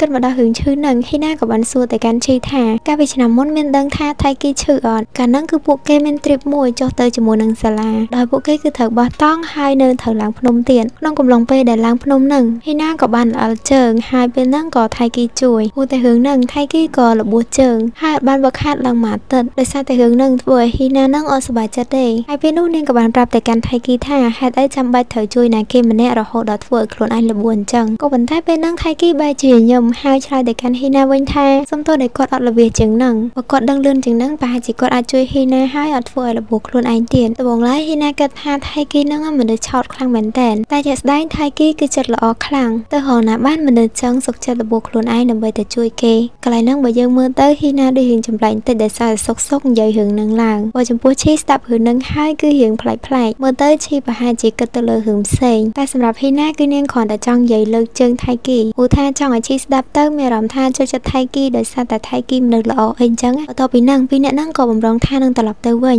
នៅពេលដែលពួកគេបានចេញមកខាងក្រៅបានដឹងថាលើហ្នឹងគឺមេឃភ្លៀងខ្លាំងមែនតើដោយសារតែឃើញថាហេណាអត់មានឆាតដូច្នេះហើយឈីក៏បានឲ្យឆាតមួយរបស់នាងទៅកាន់ហេណាព្រោះថាលើហ្នឹងឈីក៏មានកូនឆាតធៀមមួយទៀតដែរឃើញចឹងធ្វើឲ្យហេណាសរសើរឈីខ្លាំងមែនតើព្រោះថាមើលទៅកាន់ឈីហ្នឹងគឺជាមនុស្សប្រកែករៀបចំបន្ទាប់ពីឈីចេញទៅផុតបន្តិចអ្នកគ្រូពេទ្យនៅខាងក្នុងក៏បានរត់ចេញមកដោយសារតែគាត់បានឃើញទូរស័ព្ទមួយនៅខាងក្នុងហើយគាត់ច្បាស់ថាទូរស័ព្ទហ្នឹងគឺជាទូរស័ព្ទរបស់ឈីហេណាឃើញចឹងក៏សម្រេចចិត្តថានឹងយកទូរស័ព្ទហ្នឹងឲ្យឈីព្រោះឃើញថាមុនហ្នឹងឈីចិត្តល្អឲ្យឆាតនាងហើយណាមួយឈីទៅចេញទៅមិញនេះដែរហេណាក៏បានកាន់ទូរស័ព្ទទៅតាមផ្លូវដែលឈីបានបត់ចូលរហូតដល់ចុងក្រោយហេណាតាមតាន់ឈីនៅពេលដែលឈីរៀបនឹងចូលផ្ទះទៅហើយប្រងថានឹងស្អីហើយឈីឯហ្នឹងហេណាក៏បានកលេចទៅឃើញអាស្លាកឈ្មោះដែលនៅមុខផ្ទះដែលធ្វើឲ្យនាងដឹងច្បាស់ថានេះគឺជាផ្ទះរបស់ត្រកូលអ៊ីណូម៉ាតាដែលវាគឺជាត្រកូលរបស់ថៃគីនឹងឯងហើយអីដែលធ្វើឲ្យហេណាគាំងជាងនឹងទៀតនោះគឺនាងបានឃើញថៃគីបើកទ្វារហើយនិយាយស្វាគមន៍ទៅកាន់ឈីយ៉ាងជិតស្និទ្ធកន្លែងហ្នឹងថៃគីក៏ចង់ទៅទិញអីនៅខាងក្រៅហើយឈីក៏បាននិយាយថាហេតុអីក៏អត់ប្រាប់នាងអញ្ចឹងបើឆាតប្រាប់នាងមុនទៅនាងនឹងទិញឲ្យថៃគីហើយការសន្ទនាដ៏ស្និទ្ធស្នាលមួយនឹងធ្វើឲ្យហេណារបស់យើងដែលកំពុងតែពួនស្ដាប់នេះស្មុគស្មាញហើយនឹងច្បោកច្បល់ខ្លាំងមែនតើឥឡូវហ្នឹងហេណាក៏ចង់នឹងថាមានរឿងអីដែរប៉ុន្តែនាងគិតថាចាំស្អែកចាំសួរហ្មងទៅ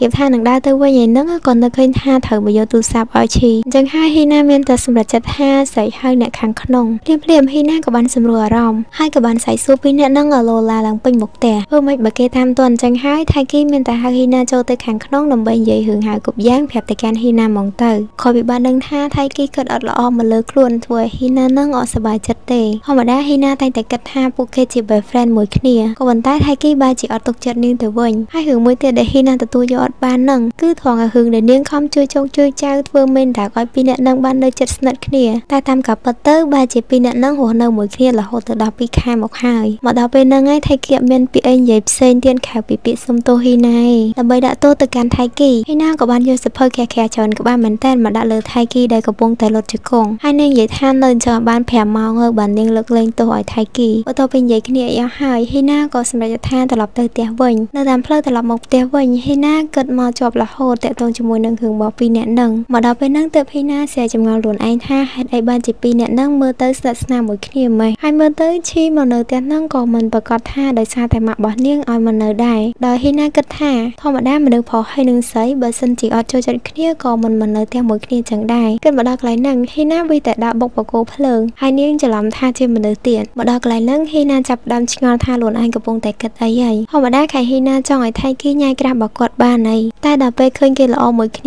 ាចឹងហេតុអីបានខ្លួនឯងអត់សប្បាយចិត្តចឹងហើយចំពោះអ្នកទាំងអស់គ្នាវិញយល់យ៉ាងណាដែរចំពោះហ៊ីណានៅក្នុងពេលហ្នឹងចំពោះគ្នាយើងដែលធ្លាប់មានអារម្មណ៍ដូចហ៊ីណាហើយដឹងថាអារម្មណ៍ហ្នឹងជាអារម្មណ៍អីគេអ្នកទាំងអស់គ្នាកុំភ្លេចជួយខមមិននៅខាងក្រោមហ្នឹងផងក្រោយពីហ៊ីណាបានដឹងថាថៃគីជាមួយនឹងឈីស្នាក់នៅផ្ទះជាមួយគ្នាវាបានធ្វើឲ្យហ៊ីណាមានការប៉ះពាល់ផ្លូវចិត្តខ្លាំងមែនទែនដែលភ្លាមៗហ្នឹងក៏ហ៊ីណាដឹងច្បាស់ខ្លួនឯងថាហេតុអីបានជានាងជួបអារម្មណ៍មួយនឹងដែរកាត់ចូលមកដល់ថ្ងៃបន្ទាប់ហ៊ីណាបានធ្វើការវឹកហាត់សមត្ថភាពរបស់នាងដោយធម្មតាហើយសម្រាប់ព្រឹកនេះវិញគឺនាងធ្វើបានល្អដូចជាពេលមុនអញ្ចឹងតាមសមត្ថភាពរបស់ហ៊ីណាធ្វើឲ្យម្នាក់ៗមានការកោតសរសើរនិងស្ងប់ស្ងាត់ទៅលើហ៊ីណាខ្លាំងមែនទែនជាពិសេសការផ្ដល់ទំនុកចិត្តទៅលើនាងឥឡូវនេះសូម្បីតែគ្រូបង្វឹករបស់នាងក៏ជឿទៅលើនាង 100% ដែរក្នុងការប្រកួតក្នុងពេលខាងមុខហ្នឹងខណៈពេលដែលនាងកំពុងតែនិយាយជាមួយនឹងគ្រូបង្វឹកហ្នឹងហ៊ីណាក៏បានកលៃទៅមើលឈីនៅក្បែរហ្នឹងហើយនាងស្រាប់តែមានអារម្មណ៍ថាឈឺចាប់ខុសធម្មតាហ៊ីណាក៏បានសម្រួលអារម្មណ៍ហើយចាក់ចេញពីកន្លែងហ្នឹងបន្ទាប់ពីនោះយើងក៏បានឃើញថាហ៊ីណាបានមកហាត់នៅកន្លែងស្ងាត់មួយតែម្នាក់ឯងហើយឥឡូវនេះដែរហ៊ីណាគឺមានសំណួរច្រើនមែនទែននៅក្នុងខួរក្បាលរបស់នាងដែលខ្លួននាងផ្ទាល់ក៏មិនដឹងថារកចម្លើយមកពីណាដែរព្រោះថានៅសុកនាងស្រាប់តែខ្លាចទៅជាមនុស្សម្នាក់ផ្សេងមួយទៀតស្ងប់ស្ងាត់ចង់នៅម្នាក់ឯងហើយសូម្បីតែការផ្ដោតអារម្មណ៍ហ្នឹងក៏លែងមានដូចមុនដែរនាងបារម្ភខ្លាំងមែនទែនចំពោះបញ្ហាមួយហ្នឹងជាក់ស្ដែងមកដល់ឥឡូវគឺមានមនុស្សច្រើនអ្នកខ្លាំងមែនទែនដែលពួកគេបានរំពឹងយ៉ាងខ្ពស់ទៅលើការប្រកួតរបស់នាងនៅពេលខាងមុខហ៊ីណាបារម្ភថាចុះបើថ្ងៃនោះនាងធ្វើអត់បានល្អនឹងមានរឿងអីកើតឡើងហើយបើអញ្ចឹងមែនអ្នកទាំងអស់នោះប្រកាសជាខកចិត្តចំពោះនាងខ្លាំងហើយបន្ទាប់ពីហ្នឹងហ៊ីណាក៏បានចុះមកខាងក្រោមហើយនាងក៏បានឃើញថៃគីនៅអង្គុយម្នាក់ឯងហ៊ីណាក៏បានសម្រួលអារម្មណ៍ធ្វើដោយធម្មតាហើយទៅញាស់ជាមួយនឹងថៃគីដូចមុននាងក៏បានទៅបញ្ញាថៃគីដែលធ្វើឲ្យថៃគីនឹងភ័យឡើងចង់បះសក់ហើយនាងក៏បានចោទទៅកាន់ថៃគីថាមានរឿងអីលាក់បាំងហ្មងបានធ្វើភ្ញាក់អញ្ចឹងបលយកសុកមកបញ្ញាគេហ្នឹងនៅថៃគីលាក់ទៀតបានបន្តិចហ៊ីណាក៏បានកលេចទៅឃើញខ្សែជើងដែលថៃគីពាក់ហើយនាងក៏បានសួរទៅកាន់ថៃគីថាអត់ដែលឃើញថៃគីចិត្តលបអញ្ចឹងសោះចំណែកថៃគីដោយសារតែលើកមុនខំម្ដងហើយអញ្ចឹងរឿងនេះក៏អត់លាក់ជាមួយនឹងហ៊ីណាទៀតទេដោយគាត់បានប្រាប់ទៅកាន់នាងត្រង់ថាខ្សែជើងហ្នឹងគឺឈីជាអ្នកឲ្យមកកាន់គាត់លើអញ្ចឹងហ៊ីណាក៏បានប្រាប់ទៅកាន់ថៃគីថាទៅតែលឺដែលថ្ងៃមុនសោះឥឡូវមានកាដូឲ្យគ្នាទៀតក៏ប៉ុន្តែថៃគីគាត់ក៏បានបដិសេធថាវាមិនជាកាដូបញ្ចាំចិត្តអីនោះទេដោយវាគ្រាន់តែជាខ្សែជើងនាំសំណាងឬក៏ជារបស់តំណាងឲ្យការតាំងចិត្តរបស់ពួកគេក្នុងការយកឈ្នះក្នុងការប្រកួតនាពេលខាងមុខបើទោះបីជាថៃគីនិយាយថាវាមិនជាកាដូគូស្នេហ៍អីក៏ដោយតែចុងក្រោយវានៅតែធ្វើឲ្យហ៊ីណាមានអារម្មណ៍ថាអត់សប្បាយចិត្តដដែលព្រោះហ៊ីណាយល់ឃើញថា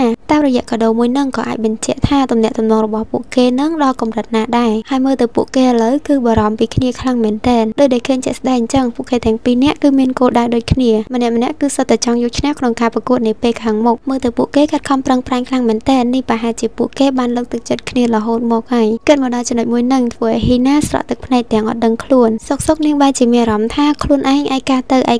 ហើយបើទោះបីជាអញ្ចឹងក៏ដោយក៏ហ៊ីណានៅតែខំលងខ្លួនឯងថាត្រូវតែខំបន្តទៀតថ្ងៃហ្នឹងបន្ទាប់ពីចេញពីសាលាហ៊ីណាក៏បានទៅមាត់ទន្លេស្រូបយកខ្យល់អាកាសបន្តិចហើយយកបន្តិចហ៊ីណាក៏ត្រឡប់ទៅផ្ទះវិញបន្ទាប់មកក៏ឈៀងចូលអង្គុយលេងក្នុងសួនម្នាក់ឯងបន្តិចទៀតដោយសារតែរឿងស្មុគស្មាញនៅក្នុងថ្ងៃនេះស្អែកឡើងហ៊ីណាគឺមិនអាចធ្វើបានល្អក្នុងការវឹកហាត់របស់នាងនោះទេហ៊ីណាបានបង្កើតកំហុសម្ដងហើយម្ដងទៀតសូម្បីតែគ្រូអង្គវឹកឃើញហើយក៏បារម្ភជាមួយនឹងនាងដែរអ្នកគ្រូក៏បានទៅសួរនាំហ៊ីណាថាតើកូនថ្ងៃហ្នឹងមិនដែរក៏ប៉ុន្តែហ៊ីណាបែរជាញឹមហើយប្រាប់ទៅកាន់អ្នកគ្រូថាដោយសារតែយប់មិញហ្នឹងជក់មើលរឿងពេកអញ្ចឹងហើយក៏គេងបានតិចតួចហើយនាងក៏បានសុំទោសទៅកាន់អ្នកគ្រូរបស់នាងផងដែរចំពោះអាកប្បកិរិយារបស់ហ៊ីណានៅក្នុងថ្ងៃហ្នឹងក៏បានធ្វើឲ្យខ្ជិលជាមួយនឹងថៃគីចាប់អារម្មណ៍ផងដែរភ្លាមនោះហ៊ីណាក៏បានងាកមកហើយថៃគីក៏បានលើកដៃរាក់ទាក់ដោយធម្មតាក៏ប៉ុន្តែហ៊ីណាមិនបានញញឹមឬក៏និយាយអីតបមកវិញនោះទេដោយនាងបានងាកមកចេញហើយធ្វើពង្រើយកមកដែលធ្វើឲ្យថៃគីនឹងភ្ញាក់ផ្អើលខ្លាំងមែនទែនចំពោះរឿងនេះខ្ជិលគេគិតថាសង្ស័យតែហ៊ីណានឹងខឹងថៃគីរឿងអីហើយតែថៃគីថាដូចមិនមែនចឹងឯងដោយសារតែរឿងថ្ងៃមុនហ្នឹងបានសុំទោសអីហើយអស់ហើយចំពោះហ៊ីណាវិញការដែលនាងអត់ចង់និយាយជាមួយនឹងថៃគីហ្នឹងពួកនាងយល់ឃើញថាឈីអាចនឹងអត់សប្បាយចិត្តបើសិនជាថៃគីមានតំណែងស្និទ្ធស្នាលជាមួយនឹងស្រីដទៃ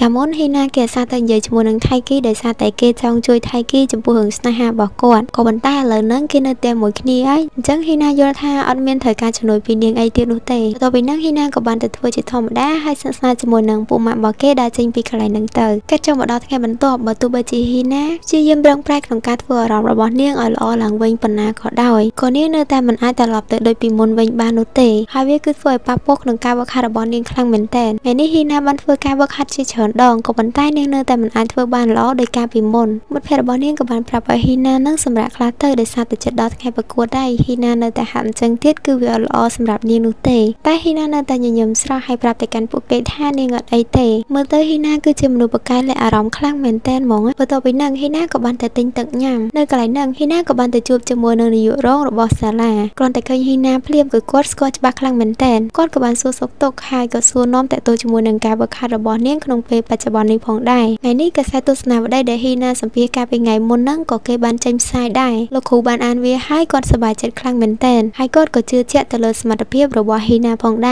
រហើយគាត់ថែមទាំងបាននិយាយថាហ៊ីណានិងវងតកោរបស់នាងគឺពិតជាធ្វើឲ្យសាលាមានមោទនភាពខ្លាំងមែនតែនហើយគាត់សង្ឃឹមថាហ៊ីណានឹងធ្វើបានល្អក្នុងការប្រកួតដូចជាម៉ាក់របស់នាងកាលពីមុនដែរពាក្យចាស់គេនិយាយថាស្លឹកឈើជ្រុះអត់ឆ្ងាយពីគល់តែជួនកាលអ្នកខ្លះអត់ដឹងទេថាស្លឹកឈើដែលកាត់មកជំនាន់ក្រោយនឹងមានផលលំបាកអីគេខ្លះជួនកាលអសមិទ្ធផលដែលប៉ាម៉ាក់របស់យើងបានធ្វើឬក៏បងរបស់យើងបានធ្វើនឹងគឺវាបានផ្ដល់សម្ពាធខ្លាំងមែនតែនសម្រាប់យើងជាឧទាហរណ៍ដូចជាអ្នកខ្លះមានបងហើយបងគាត់ហ៊ានប្រកែអញ្ចឹងគាត់នៅជំនាន់ក្រោយគឺគាត់ត្រូវតែហ៊ានប្រកែដែរហើយព្រោះខ្លាចពាក្យគេនិយាយថាហេតុអីក៏ប្អូនហ៊ានអត់ប្រកែដូចបងអញ្ចឹងហើយឥឡូវហ្នឹងគឺហ៊ីណាកំពុងតែទទួលរងនៅសម្ពាធទាំងអស់ហ្នឹងហើយជួនកាលហ៊ីណាក៏មានអារម្មណ៍ថាអន់ចិត្តបន្តិចដែរព្រោះនាងក៏ចង់ធ្វើជាក្មេងស្រីធម្មតាដូចគេដូចឯងត្រូវលេងត្រូវហ៊ាននៅពេលដែលហ៊ីណាបានមកដល់កន្លែងវឹកហាត់វិញគ្រាន់តែបើកទ្វារបានឃើញថៃគីភ្លាមហ៊ីណាក៏បានគិតទៅឃើញទស្សនវិជ្ជាដែលនាងបានឃើញកាលពីថ្ងៃមុននោះភ្លាមទាំងស្នាមញញឹមដែលថៃគីមាននៅពេលដែលគាត់បាននៅក្បែរឈីទាំងកាដូដែលពួកគេបានប្រគល់ឲ្យគ្នាគិតហើយក៏ធ្វើឲ្យហ៊ីណានឹងរៀងឈឺបេះដូងដែរដោយអាចធំបានហ៊ីណាក៏បានហត់ចេញពីកន្លែងហ្នឹងក៏ប៉ុន្តែនាងទទួលស្គាល់ឡើងថាហេតុផលអីបានជាធ្វើឲ្យនាងមានអារម្មណ៍បែបហ្នឹងមករហូតក៏ប៉ុន្តែអត់មានណាគេខុសទេគឺនាងខ្លួនឯងផ្ទាល់ដែលនាងបានធ្វើឲ្យខ្លួនឯងដើរមកដល់ចំណុចមួយហ្នឹងហេតុនេះហើយក៏ត្រូវតែជានាងខ្លួនឯងផ្ទាល់ដែលដាស់ខ្លួនឯងចេញពីសវនមួយហ្នឹងដែរបន្ទាប់ពីគិតយល់ហើយហ៊ីណាក៏បានត្រឡប់ទៅវឹកហាត់ដូចនាងកាលពីមុនមិនបានប្រមាណហ៊ីណាក៏ត្រឡប់មកដូចដើមវិញហើយថ្ងៃបន្ទាប់នេះការវឹកហាត់របស់នាងក៏ធ្វើបានល្អវិញផងដែរថ្ងៃនេះបន្ទាប់ពីសម្រាកហ៊ីណាក៏បានដើរត្រឡប់មកកន្លែងវឹកហាត់វិញស្រាប់តែពេលនោះមានសិស្សសាលាប្រុសម្នាក់បានបើកទ្វារមកហើយប៉ះជាមួយនឹងហ៊ីណាដែលធ្វើឲ្យនាងដួលហ៊ីណាបានទទួលអារម្មណ៍ដឹងថាឥឡូវនេះជើងស្ដាំរបស់នាងគឺឈឺខ្លាំងមែនទែនម្នាក់នោះក៏បាននិយាយសុំទោសទៅកាន់ហ៊ីណាក៏ប៉ុន្តែហ៊ីណាមិនបានតបនោះទេដោយនាងគឺកំពុងតែមានអារម្មណ៍ផិតភ័យចំពោះជើងរបស់នាងការប្រកួតចិត្តមកដល់ហើយបើសិនជាជើងរបស់នាងបាក់ឬក៏មានបញ្ហាអ្វីកើតឡើងដែលអាចធ្វើឲ្យនាងមិនអាចប្រកួតបានអញ្ចឹងអ្នកគ្រប់គ្នាដែលបានផ្ដល់ក្តីសង្ឃឹមមកកាន់នាងតែអ្នកទាំងនោះនឹងខកចិត្តខ្លាំងប៉ុណ្ណាហើយហ៊ីណាក៏បារម្ភទៀតថាតើចំពោះខ្លួនឯងនឹងធ្វើអ្វីបន្តទៀតនៅពេលដែលហ៊ីណាកំពុងតែគាំងស្រាប់តែមានបុរសម្នាក់មកសួរនាងថាតើនាងនឹងមិនហើយម្នាក់ហ្នឹងគឺជាថៃគីនឹងឯងបន្ទាប់ពីសួរហើយថៃគីក៏បានបែរខ្នងឲ្យហ៊ីណាឡើងដោយគាត់ចង់នាំនាងទៅបន្ទប់ពេទ្យតែហ៊ីណាក៏បានប្រាប់ថៃគីជាមួយនឹងប្រូដែលបានបុកនាងមុនហ្នឹងថានាងអត់អីទ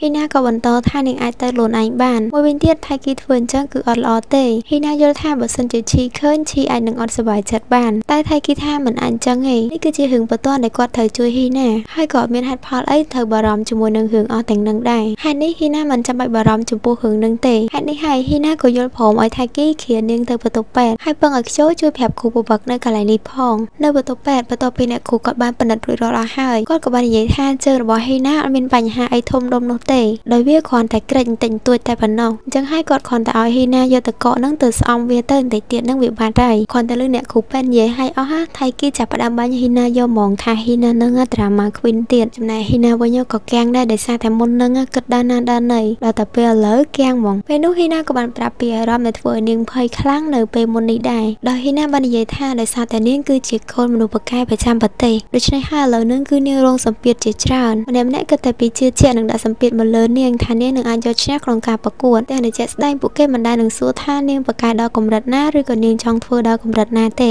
េពេលខ្លះសម្បីតែគ្រូបង្វឹកនាងនឹងក៏អត់សូវបង្វឹកនាងខ្លាំងដែរដោយសារតែជួនកាលគាត់យល់ថានាងគឺមានដងពីឪពុកម្ដាយរបស់នាងហើយក្នុងពេលថ្មីនេះហ៊ីណាបានរកឃើញថាមានមនុស្សស្រីម្នាក់ដែលនាងមិនអាចយកឈ្នះបានលឺហ៊ីណានិយាយមកដល់កន្លែងហ្នឹងថៃគីក៏បន្តថានេះជាលើកទី1ហើយហើយគាត់បានលឺហ៊ីណានិយាយថានាងភ័យខ្លាចក្នុងការយកឈ្នះក្នុងការប្រកួតខាងមុខហ៊ីណាក៏បន្តថានេះគឺជាលើកទី1ហើយដែលនាងមានអារម្មណ៍បែបហ្នឹងចំណែកឯនារីម្នាក់នោះហ៊ីណាមើលឃើញថាគណៈកម្មការគឺចូលចិត្តនាងខ្លាំងមែនតើថៃគីក៏និយាយកាត់ថាម្នាក់ហ្នឹងណាគេវាមិនដែលមិនទាន់ប្រកួតផងគណៈកម្មការចង់ឲ្យបន្ទុកគេហើយធ្វើចង់អត់ត្រូវឯណាតោះតែប្រកួតបណ្ដឹងថាណាគេខ្លាំងហើយហ៊ីណាក៏បន្តថាហ្នឹងហើយគណៈកម្មការហ្នឹងឡប់មែនហ្នឹងបន្ទាប់មកហ៊ីណាក៏បានបដូរទឹកមុខហើយក៏និយាយថាជាក់ស្ដែងទៅហ៊ីណាក៏បានឃើញថាម្នាក់នោះពូកែដែរហ៊ីណាមើលឃើញថានារីម្នាក់នោះគឺជាមនុស្សម្នាក់ដែលមានដងខ្លាំងមែនតើមិនត្រឹមតែមានដងពីកណើតនាងថែមទាំងជាមនុស្សដែលពូកែហើយនឹងខិតខំប្រឹងប្រែងចំ ពោះការបើកខាត់អីគឺមកអែមហ្មងនិយាយមកដល់កន្លែងហ្នឹងធ្វើឲ្យមានកាំងខ្លាំងមែនតើការពិតទៅនារីដែលហ៊ីណានិយាយហ្នឹងគឺជាឈីអញ្ចឹងរឿងដែលហ៊ីណាថាយកឈ្នះម្បានហ្នឹងគឺមិនមែនយកឈ្នះការប្រកួតអីទេ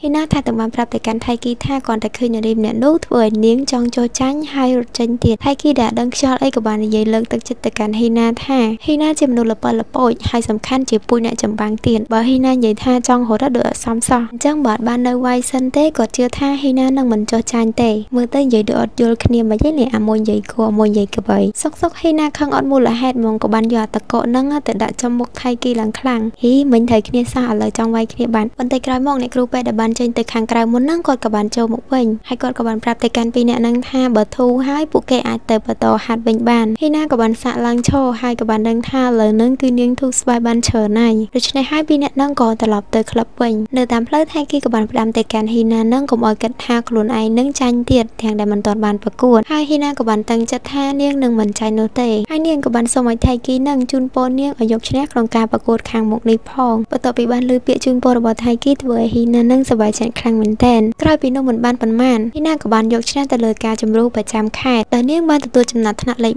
1លទ្ធផលនេះធ្វើឲ្យហ៊ីណានិងគ្រូបង្វឹករបស់នាងគឺសប្បាយចិត្តអស់ទោះហ្មងចំណែកថៃគីដល់ពេលឃើញហ៊ីណាលើកពានស្រួលអញ្ចឹងគាត់ក៏គិតថាខ្លួនឯងពីមុនដូចបែកមិនហីនេះខំបារម្ភពីគេចង់ងាប់ដល់ឥឡូវគេលើកពានឡើងស្រួលចំណែកហ៊ីណាពេលឃើញថៃគីមើលយូរអញ្ចឹងចាប់ដើមទាលុយថៃគីទៀតហើយថាលើកហ្នឹងយក10000 យេនអ៊ីចែគ្រាន់តែលើកពាននៅខេត្តមួយសោះឡើងថ្លៃប៉ុណ្ណឹងហើយតិចទៀតលើកពានប្រទេសសង្ស័យតលក់ដីហើយបានមើលបានតែមែនទេតាមពិតទៅហ៊ីណានិយាយលេងតើមើលទៅហ៊ីណាថ្ងៃហ្នឹងគេសប្បាយចិត្តខ្លាំងហ្មងយប់ឡើងនៅពេលដែលថៃគីឡើងទៅខាងលើបំរុងនឹងថាហោគេងក៏បានជួបជាមួយនឹងឈីដែលចូលមកយកទឹកនៅខាងក្រោមឈីក៏ឆ្លៀតនិយាយជាមួយនឹងថៃគីរឿងដែលហ៊ីណាបានជោគជ័យក្នុងជំហានដំបូងរបស់នាងហើយពេលហ្នឹងថៃគីក៏បានសរសើរពីសមត្ថភាពរបស់ហ៊ីណា3 4 10ម៉ាត់សរសើរចុះសរសើរឡើងមើលទៅឈីដូចចង់អន់ចិត្តមិនទេបន្ទាប់ពីថៃគីបានចូលបន្ទប់បាត់ឈីក៏បានគិតទៅរឿងដែលហ៊ីណានិយាយសរសើរពីថៃគីកាលពីលើកមុនតាមអត្តចរិតរបស់ពីរអ្នកហ្នឹងឈីគិតថាពីរអ្នកហ្នឹងសមគ្នាខ្លាំងមែនតើចំណែកនាងវិញបានធ្វើតែជាអ្នកស្នាក់នៅផ្ទះមួយគ្នាប៉ុណ្ណោះសុកគិតមកដល់ចំណុចហ្នឹងធ្វើឲ្យឈីមានអារម្មណ៍ថាភ្ញាក់ខ្លួនព្រើនដោយឈីគឺមានការតាំងចិត្តដ៏ធំមួយគឺថានាងនឹងមិនយកសង្សារនោះទេរហូតដល់នាងប្រឡងទី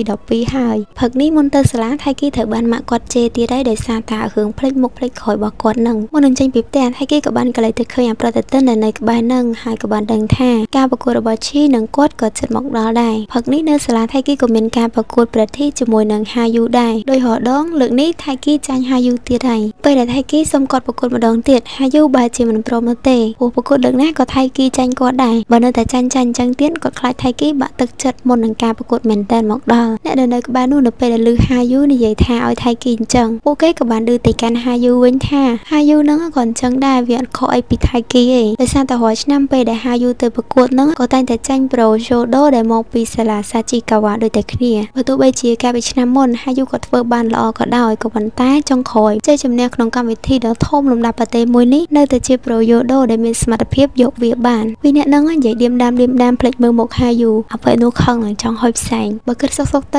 ៅពីអ្នកនឹងនិយាយក៏ត្រូវមួយយ៉ាងដែរឥឡូវហ្នឹងហាយូត្រូវតែខំប្រឹងបន្ថែមទៀតពួកគាត់ត្រូវទៅសងសឹកដៃគូចាស់របស់គាត់ឲ្យបានបើណាំនឹងហ៊ានតែចាញ់ទៀតដឹងតែពួកនឹងនិយាយឌៀមដាមគាត់ទៀតហ្មងបន្ទាប់ពីនោះហាយូជាមួយនឹងថៃគីក៏បានចេញមកខាងក្រៅហើយក៏បានមកជួបជាមួយនឹង basketball team ដែលនៅសម្រាប់នៅខាងក្រៅហ្នឹងដោយសារតែការប្រកួតបាល់បោះនឹងជិតមកដល់ហើយឥឡូវនឹងដែរឃើញថាពួកគេគឺមានការខិតខំប្រឹងប្រែងខ្លាំងជាងមុនទៀតពួកគេក៏បានជជែកគ្នាទាក់ទងជាមួយនឹងថ្ងៃដែលពួកគេត្រូវប្រកួតកន្លែងហ្នឹងមើលទៅយើងឃើញថាឈីដឹងពីថ្ងៃរបស់ខុំ badminton របស់ថៃគីហ្នឹងប្រកួតខ្លាំងណាស់ចំណែកថៃគីនៅពេលដែលបានឃើញក្រាស់ចាប់អារម្មណ៍ជាមួយនឹងថ្ងៃដែលគេត្រូវប្រកួតអញ្ចឹងចិត្តមួយរៀងអអដែរហ្នឹងល្ងាចនេះនៅតាមផ្លូវត្រឡប់ទៅផ្ទះវិញថៃគីក៏បានគិតអំពីការប្រកួតរបស់គាត់ព្រោះនៅតែ10ថ្ងៃទៀតហ្នឹងឥឡូវនឹងដែរថៃគីគិតថាគួរតែត្រូវស្ដាប់តាមដំបូន្មានរបស់ហាយូដែលគាត់គឺចង់ឲ្យថៃគីកែនៅចំណុចខ្វះខាតដែលថៃគីមានព្រោះថាគេថ្ងៃមែនតើអញ្ចឹងគួរតែផ្ដោតទៅលើចំណុចសំខាន់ល្អជាងស្របពេលហ្នឹងថៃគីក៏បានកន្លែងទៅឃើញឈីដែលមើលទៅអាចារ្យថ្ងៃហ្នឹងដូចកាន់របស់ច្រើនដល់ហើយឃើញអញ្ចឹងថៃគីក៏ចង់ជួយក៏ប៉ុន្តែចិត្តមួយទៀតគិតថាបើសិនជាគេឃើញគិតអ្មេចភ្លាមនោះដែរស្រាប់តែមានប្រុសស្អាតពីរនាក់ដើរកាត់ឈីហើយពីរនាក់ហ្នឹងគាត់ដើរកាត់ឈីភ្លាមក៏ចាប់អារម្មណ៍ឈីមែនតើហើយថែមទាំងសរសើរឈីថាខ្ជូតទៀតឮហើយថៃគីស្ទុះវែវទៅរកឈីហ្មងខ້ອຍពីបានឮថាថៃគីចង់ជួយកាន់ឈីក៏បដិសេធថាអីទេនាងអាចកាន់ម្នាក់ឯងបានហើយណាមួយកាលពីមុនថៃគីក៏និយាយថាអត់ចង់ឲ្យណាគេឃើញពួកគេដើរមួយគ្នាដែរភ្លាមនោះថៃគីក៏មានគំនិតមួយដែលគេដើរចេញពីកន្លែងហ្នឹងហើយក៏ដើរទៅរកឈីម្ដងទៀតថែមទាំងធ្វើជាសួរនាំឈីថានៅម្ដុំហ្នឹងមិនមែនដើរទៅផ្លូវមួយគ្នាតែឲ្យគេ ជួយកាន់បន្តិចមកនិយាយទៅគេធ្វើដូចជួបគ្នាចៃដន្យអីចឹងកន្លែងហ្នឹងឈីឡើងអស់ស្នាច់មកអត់គិតថាថៃគីហ្នឹងកើតកណិតហ្នឹងមកឯងហើយចុងក្រោយក៏បានបដាកូនស្រីគេទៅផ្ទះបានសម្រេចនៅតាមផ្លូវពីរនាក់ហ្នឹងជ្រៀតសម្ដែងជាមួយគ្នារហូតដោយថៃគីធ្វើជាសួរឈីថានៅផ្ទះលេខម៉ានផ្លូវលេខម៉ានហើយយើងមកនៅនឹងយូរនៅចំណែកឈីវិញមើលទៅត្រូវដឹងត្រូវផ្លែមួយគេដល់ហើយពេលនោះឈីថាទាំងបាននិយាយថានាងមានក្តីសោកខ្លាំងមែនទែនដែលបានហើរមកនៅផ្ទះមួយហ្នឹងព្រោះមុនហើរមកនៅផ្ទះនេះនាងស្ទើរតែបោះបង់ក្តីសម័យរបស់នាងចោលទៅហើយតែក្រោយមកអ្វីៗក៏ល្អប្រសើរឡើងវិញដោយសារតែបានមីងពូចិត្តល្អហើយកូនគាត់សង្ហាទៀតណាចង់ថាអាចចុងក្រោយហ្នឹងអេដមីនបាត់ថែមណាអាឈីនិយាយតន់ចប់ផងថៃគីក៏ទៅបបួលគេប៉ាហើយពេលហ្នឹងថៃគីអ្នកឈ្នះដោយសារតែឈីចាញ់ចឹងហើយថៃគីក៏បបួលឈីទៅកន្លែងមួយដែលកន្លែងនោះគឺជាវិហារប្រចាំតំបន់ថៃគីលេងផ្លូវកាត់ហើយអ្នកទាំងអស់គ្នាជិតដល់ថ្ងៃប្រកួតដែរអញ្ចឹងហើយមានតែលេងផ្លូវក្នុងខ្លះហើយបានកើតអានេះក៏មានលើកទី1របស់ថៃគីដែរសង្ស័យតែសាច់ផេកដែលថៃគីមានហ្នឹងមកបន់នឹងដែរហ្មងចូលតែមកដល់ហើយអញ្ចឹងហើយឈីក៏យល់ព្រមបោះកាក់ដើម្បីផ្សងជាមួយនឹងថៃគីដែរទៅកន្លែងហ្នឹងថៃគីលេងខូចគេហ្មងបោះតែមកកាក់អីប៉ុន្តែសុំឲ្យមនុស្សពីរនាក់មានណាទៀតគេសុំលួនគេហើយគេសុំឲ្យក្រាស់របស់គេនៅក្បែរនឹងមួយទៀតអីចឹងណាមិនបានប្រមាណការប្រកួតតង់ទី1របស់ឈីក៏បានមកដល់ដោយសារតែ basketball team លើកនេះត្រូវប្រកួតនៅសាលាផ្សេងហើយណាមួយថៃគីក៏រវល់ដែរអញ្ចឹងក៏បានទៅមើលឯងទោះបីជាថៃគីអត់ទៅក៏ដោយក៏ប៉ុន្តែ fan របស់ឈីនៅសាលាហ្នឹងក៏ច្រើនដែរក្នុងការប្រកួតនេះឈីគឺជាអ្នករកបានគ្រាប់បាល់ចុងក្រោយដែលជាគ្រាប់បាល់ក្នុងការយកឈ្នះដៃគូប្រកួតប្រជែងរបស់នាងក្រោយពីបញ្ចប់ការប្រកួតហ្នឹងគ្រប់គ្នាដែលនៅកន្លែងនោះហូរឲ្យក្រុមពួកគេច្រើនខ្លាំងមែនទែនចំណែកណាកាស៊ីដែលជាមិត្តរួមក្រុមរបស់ឈីក៏បានមកលេងជាមួយនឹងឈីដែរគ្រាន់តែថាឈីជាមួយនឹងមិត្តរួមក្រុមរបស់នាងខ្លះទៀតក៏អត់ទាន់សប្បាយចិត្តដែរព្រោះថានេះគ្រាន់តែជាការយកឈ្នះក្នុងការប្រកួតបឋមរបស់ពួកគេតែប៉ុណ្ណោះក្នុងពេលជាមួយគ្នានឹងដែរការប្រកាសពីការឈ្នះរបស់ក្រុម basketball ដែលមកពីសាលា Kakuhara ក៏បានប្រកាសឡើងផងដែរ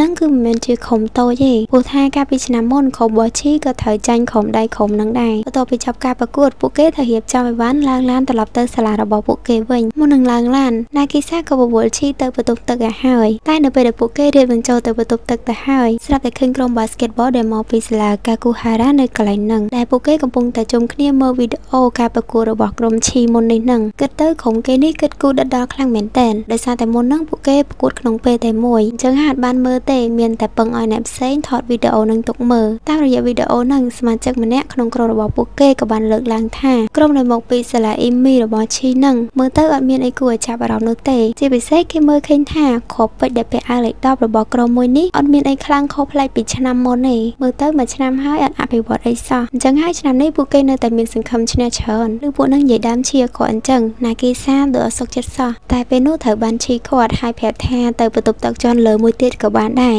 ណាមួយរហរឿងគេដោយសាររឿងអញ្ចឹងក៏វាអត់ត្រូវដែរក្លែកមកមើលថៃគេជាមួយនឹងហាយូឯនេះវិញឥឡូវហ្នឹងថៃគេប្រកួតចាញ់ហាយូទៀតហើយគិតទៅមួយខែពេញហើយដែលថៃគេលេងចាញ់ហាយូហ្នឹងដែលពេញមួយខែហ្នឹងហាយូអាចយកឈ្នះថៃគេរហូតទៅដល់13ប្រកួតចំណែកថៃគេរបស់យើងវិញគឺអត់អាចយកឈ្នះគេសំបីតែមកប្រកួតហ្មងចំពោះរឿងមួយនេះថៃគេគឺអត់សុខចិត្តសោះគេគិតថាយ៉ាងហោចណាស់ក៏គេឈ្នះហាយូមកប្រកួតដែរបើមិនអញ្ចឹងទេការប្រកួតខាងមុខដឹងតើអត់មានសង្ឃឹមហ្មងបន្ទាប់ពីនោះថៃគេក៏បានក្លែកឃើញក្រុមឈីត្រឡប់មកវិញបើមើលទៅកាន់ទឹកមុខរបស់ពួកគេមើលទៅដូចជាអត់សប្បាយចិត្តសោះឃើញហើយចម្លែកចិត្តខ្លាំងមែនទែនដោយសារតែឮថាឈ្នះសោះហេតុអីបានជាអត់សប្បាយចិត្តអញ្ចឹងប្រហែលម៉ោងក្រោយមកនៅពេលដែលថៃគេត្រឡប់មកពីបន្ទប់ទឹកវិញគាត់ក៏បានស្ដាប់ឮមិត្តរួមក្រុមរបស់ឈីនិយាយគ្នាដោយចៃដន្យណាគីសាក៏បានប្រាប់ទៅកាន់មិត្តរួមក្រុមនាងតាក់ទងជាមួយនឹងរឿងការពីព្រឹកមិញគិតទៅក្រុមមួយនោះគឺមិនគួរនិយាយអាក្រក់ពីឈីអញ្ចឹងសោះសម្បត្តិធំតែវីដេអូបន្តិចសោះមិនគួរណាមកវាតម្លៃគេអញ្ចឹងបើនិយាយសម្រាប់ពួកគេវិញមករយៈហ្នឹងគឺពួកគេបានឃើញថាឈីលះបង់ច្រើនហើយក៏ហត់នឿយច្រើនដែរបើយើងទៅតាមការហាត់សមរបស់ពួកគេជឿថាឆ្នាំហ្នឹងពួកគេធ្វើបានល្អតែមើលតែឈ្នះក្រុមពួកហ្នឹងហ៊ាននិយាយអីគេទៀតឥឡូវហ្នឹងថៃគេដឹងហើយហេតុអីបានជាព្រឹកមិញពួកហ្នឹងមុខស្អុយម៉េះតាមពិតមានរឿងអញ្ចឹងសោះគិតហើយនៅពេលដែលថៃគេក៏លេចមកក្រោយក៏បានឃើញថាឈីកំពុងតែឈរម៉ក់នៅក្បែរហ្នឹងកំពុងតែលួចស្ដាប់រឿងគេផងឥឡូវហ្នឹងម្ចាស់គេមកតន់បានកន្លែងហ្នឹងឈីក៏បានបាញ់ថៃគេបន្តិចតួចដែរបន្ទាប់មកនាងក៏បានសួរទៅកាន់ថៃគេថានាងមានមិត្តរួមក្រុមល្អត្រូវអត់ថៃគេក៏ទទួលស្គាល់ហើយថែមទាំងបាននិយាយថាគេចំណាយជាមួយឈីទៀតទោះបីជាអញ្ចឹងក៏ដោយគាត់ក៏ព្យាយាមលួងឈីតាក់ទងជាមួយ ជាមួយនឹងរឿងដែលកើតឡើងកាលពីផឹកមិញនឹងក៏អត់ចង់ឲ្យឈីគិតច្រើនទេចំពោះឈីទោះបីជានាងខ្វល់ឬក៏មិនខ្វល់ក៏នាងត្រូវតែយកឈ្នះឲ្យបានដែរហើយដោយពួកម៉ាក់បោកគេនិយាយអញ្ចឹងបើសិនជាឈីឲ្យយកឈ្នះខុសមួយនឹងបានអញ្ចឹងហើយពួកនឹងអត់អាចនិយាយខុសអញ្ចឹងបានទីទេណាមួយបើក្រុមការគូហារ៉ានឹងឃើញវីដេអូនឹងហើយថាឈីអត់ខ្លាំងឈីសន្យាថានៅថ្ងៃប្រកួតដឹងតែដាក់ឲ្យពួកនឹងឃើញម្ដងហ្មងណាឮតែការតាំងចិត្តរបស់គេនឹងក៏ដឹងថាអាចារ្យនឹងខូលមិនដែរបើចំពោះថៃគីវិញគឺគាត់សរសើរចំពោះការតាំងចិត្តរបស់ឈីនិងហ៊ីណាខ្លាំងមែនទែនពីរអ្នកនឹងគាត់តែជាមនុស្សធម្មតាក៏ប៉ុន្តែប្រកែកខ្លាំងមែនទែនល្ងាចនេះលោកគ្រូបានប្រាប់ទៅកាន់សិស្សរបស់គាត់ថាស្អែកនឹងគឺជាការប្រកួត semi final ហើយគាត់ក៏ផ្ដាំឲ្យសិស្សគ្រប់គ្នានឹងត្រៀមខ្លួនឲ្យហើយទៅចំណែកថៃគីនិងហាយូវិញគាត់តែស្ដាប់គ្រូនិយាយហើយភ្លាមពួកគេក៏បានទៅ practice ប្រកួតគ្នាបន្ថែមទៀតចំពោះការប្រកួតចុងក្រោយនេះក៏ឃើញថាមានការស៊ីសាច់ហត់ឈាមគ្នាខ្លាំងមែនទែនឃើញថាថៃគីរបស់យើងខ្លាំងចម្លែកខុសធម្មតាសូម្បីតែហាយូនឹងក៏ទប់ឡើងហត់ដែរហាយូក៏ចាប់បានក្បាច់ថ្មីរបស់ថៃគីចំណែកថៃគីក៏បានបំបីក្បាច់របស់ហាយូច្រើនដែរលើកនេះថៃគីអាចមានឱកាសទៅលេងរហូតដល់វគ្គទី3ក៏ប៉ុន្តែនៅពេលដែលពួកគេចូលលេងបានបន្តិចលោកគ្រូក៏បានផ្លុំកញ្ចែពួកគេឈប់ហើយគាត់យល់ឃើញថាស្អែកនឹងពួកគេត្រូវប្រកួតហើយអញ្ចឹងថ្ងៃនេះពួកគេត្រូវតែសម្រាប់ឲ្យបានលឿនបន្តិចបើគិតតែខំលេងអញ្ចឹងស្អែកមានកម្លាំងវាយមកពីណាមុននឹងរៀបចំសម្ភារៈទុកវិញហាយូបានផ្ដាំឲ្យថៃគីនឹងធ្វើឲ្យបានល្អសម្រាប់ថ្ងៃស្អែកពួកគាត់ចង់ឲ្យថៃគីឈ្នះរហូតដល់បានប្រកួតមែនទែនជាមួយនឹងគាត់ហើយថៃគីក៏យកព្រមក្នុងសំណើមួយនឹងផងដែរល្ងាចនេះថៃគីជាមួយនឹងខ្ជោដើរមកផ្ទះវិញជាមួយគ្នានៅតាមផ្លូវថៃគីគេនៅគិតរឿងការប្រកួតរបស់គេជាមួយនឹងហាយូចុងក្រោយមុននឹងពួកគាត់ធ្វើបានល្អខ្លាំងមែនទែនបើសិនជានៅក្នុងការប្រកួតនៅថ្ងៃស្អែកគាត់អាចធ្វើបានអញ្ចឹងទៀតនោះគាត់នឹងមានឱកាសក្នុងការយកឈ្នះហាយូហើយបើបានផ្លូវក្នុងជួយយត់យងទៀតដឹងតែឈ្នះក្រុមខ្លាំងហើយថាមិនត្រូវសង្ស័យតែលើកពៀនទៀតគាត់តែគិតក៏សប្បាយចិត្តដែរភ្លាមនោះខ្ជោក៏បានសួរទៅកាន់ថៃគីថាបើសិនជាការប្រកួតខាងមុខថៃគីធ្វើបានល្អគេនឹងមានគម្រោងធ្វើអីអត់ឬក៏ថៃគីនឹងមានកំណត់ចង់សារភាពស្នេហ៍ទៅកាន់ឈីអត់អន្តលើសំណួររបស់ខ្ជោហើយធ្វើឲ្យថៃគីនឹងឡើងបះរោហ្មងពួកម៉ាក់គេសួរសំណួរសាហាវហ្មងតែចំពោះរឿងមួយនឹងថៃគីក៏ចង់ដែរតែគាត់បារម្ភថាបើសិនជាឈីអត់គិតអញ្ចឹងតើបន្ទាប់ពីនឹងពួកគេអាចរស់នៅផ្ទះមួយគ្នាបានទៀតអត់ឬថាថៃគីចេះគិតអញ្ចឹងខ្ជោគេសប្បាយចិត្តហ្មងណាមិនអឃើញពួកម៉ាក់ចាស់ទុំអញ្ចឹងតែថៃគីគេថាមិនគួរនិយាយអញ្ចឹងដោយសារតែឥឡូវហ្នឹងគេកន្លោះឲ្យមានកូនក្មេងឯណាដើរទៅមុខបន្តិចពួកគេក៏បានជួបជាមួយនឹងសិស្សច្បងហាយូទៅដល់ភ្លាមប្រងក៏បានប្រាប់ថាបងប្រុសយ៉ាម៉ាម៉ូដែលនៅក្បែរហ្នឹងគាត់ប៉ាវពួកយើងញ៉ាំអីហើយបងហ្នឹងក៏ចិត្តល្អខ្លាំងមែនទែនក៏ចែកពួកយើងម្នាក់500ម្នាក់500ឬពេកងោនឹងនិយាយហើយធ្វើឲ្យបងយ៉ាម៉ាម៉ូហ្នឹងគៀងហ្មងដល់ហើយគាត់ថាឲ្យតែពីរអ្នកហ្នឹងសោះឥឡូវមកប្រាប់គេផ្សេងទៀតឈុលតែប្រាប់ចឹងហើយគាត់ក៏បានឲ្យថៃគីជាមួយនឹងខ្ជោហ្នឹងម្នាក់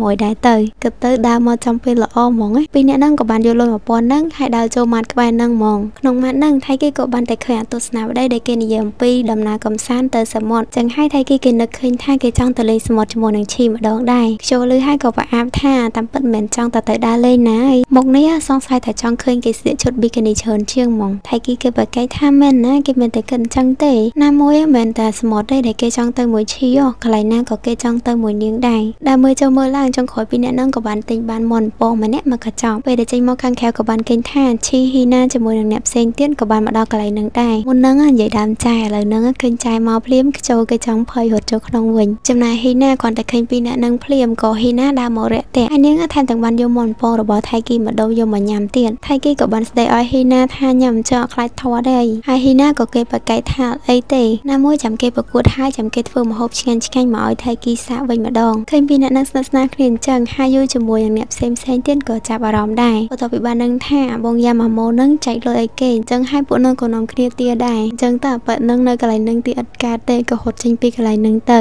ក៏ទៅប្រងោនឹងខូចហ្មងបានញ៉ាំម្នាក់ឯងហើយដើរប្រកបប្រកាសទៀតលើក្រោយដឹងតែគេគុំមុខទុកហ្មងពេលនោះថៃគេក៏បានសួរទៅកាន់ឈីថាមុននឹងប្រូនឹងមានឲ្យលុយឈីដែរអត់តែឈីថាអត់បានទេដោយសារតែប្រូនឹងគាត់អស់លុយហើយឈីក៏បានសុំឲ្យមន់ពងពីថៃគីនឹងមកដុំដែរឃើញឈីអញ្ចឹងថៃគីរឿងភ្ញាក់ផ្អើលដែរហ្នឹងគាត់ក៏បានចាក់មន់មកដុំតែឲ្យឈីថៃគីអត់ដែលដឹងសោះថាឈីគឺជាមនុស្សដែលអត់ចេះប្រកាន់ច្រើនហើយជាចិត្តញ៉ាំអញ្ចឹងញ៉ាំរួចពួកម៉ាក់របស់ឈីក៏បានស្រែកហៅនាងមុននឹងចាក់ចេញនាងក៏បានប្រាប់ទៅកាន់ថៃគីថានាងចំណានជាមួយនឹងហ៊ីណាដល់ហើយនិយាយរួចឈីក៏បានទៅតាមពួកម៉ាក់របស់គេតែទៅឲ្យថៃគីនៅគិតវល់តែម្នាក់ឯងពួកអីអត់ដឹងថាឈីចំណានមួយហ៊ីណារឿងអីតែបើនិយាយមកដូចចំណានមួយរឿងមិញអាយ៉ាមិនចេះនេះអកព្រលឹមឡើងម៉ោង 6 កន្លះឈីក៏បានរៀបចំខ្លួនហើយក៏បានចូលមកខាងក្រោមខុសពីបាននិយាយគាត់មុននេះទៅកាន់អ្នកម៉ាក់ឈីក៏បានកលិតទៅឃើញថៃគីកំពុងតែហាត់ប្រាណនៅខាងក្រៅដោយសារតែថ្ងៃហ្នឹងគឺជាថ្ងៃប្រកួតអញ្ចឹងហើយថៃគីអង្គុយស្ងៀមអត់សក់ទេនិយាយទៅចិត្តច្បោកច្បល់ភ័យផងអផងអីអញ្ចឹងណាថៃគីគិតថាដើម្បីបន្លប់អារម្មណ៍ទាំងអស់ហ្នឹងអញ្ចឹងហើយបានជាគេមកហាត់ប្រាណចំណែកឈីព្រឹកហ្នឹងក៏មានអារ មណ៍ផាផាជាមួយនឹងថៃគីដែរដូច្នេះហើយនាងក៏សូមថៃគីចូលហាត់ជាមួយក្នុងកំឡុងពេលហាត់ប្រាណនឹងពួកគេក៏បានសំណេះសំណាលគ្នាតាក់ទងជាមួយនឹងការប្រកួតរបស់ពួកគេហើយវាបានឲ្យយើងដឹងថាលក្ខខណ្ឌក្នុងការប្រកួតវាយសីរបស់ថៃគីនឹងគឺថ្ងៃនេះគេនឹងរកអ្នកឈ្នះសម្រាប់ការវាយជាក្រុមហើយចំពោះថ្ងៃស្អែកវិញគឺគេនឹងរកអ្នកឈ្នះសម្រាប់ការប្រកួតមួយស្មើចំពោះការប្រកួតជាក្រុមគឺគេលេង2ស្មើអញ្ចឹងដៃគូរបស់ថៃគីដែលត្រូវប្រកួតនៅថ្ងៃនេះគឺហាយូហើយសម្រាប់ថ្ងៃស្អែកថៃគីក៏ត្រូវប្រកួតជាមួយនឹងកីឡាករផ្សេង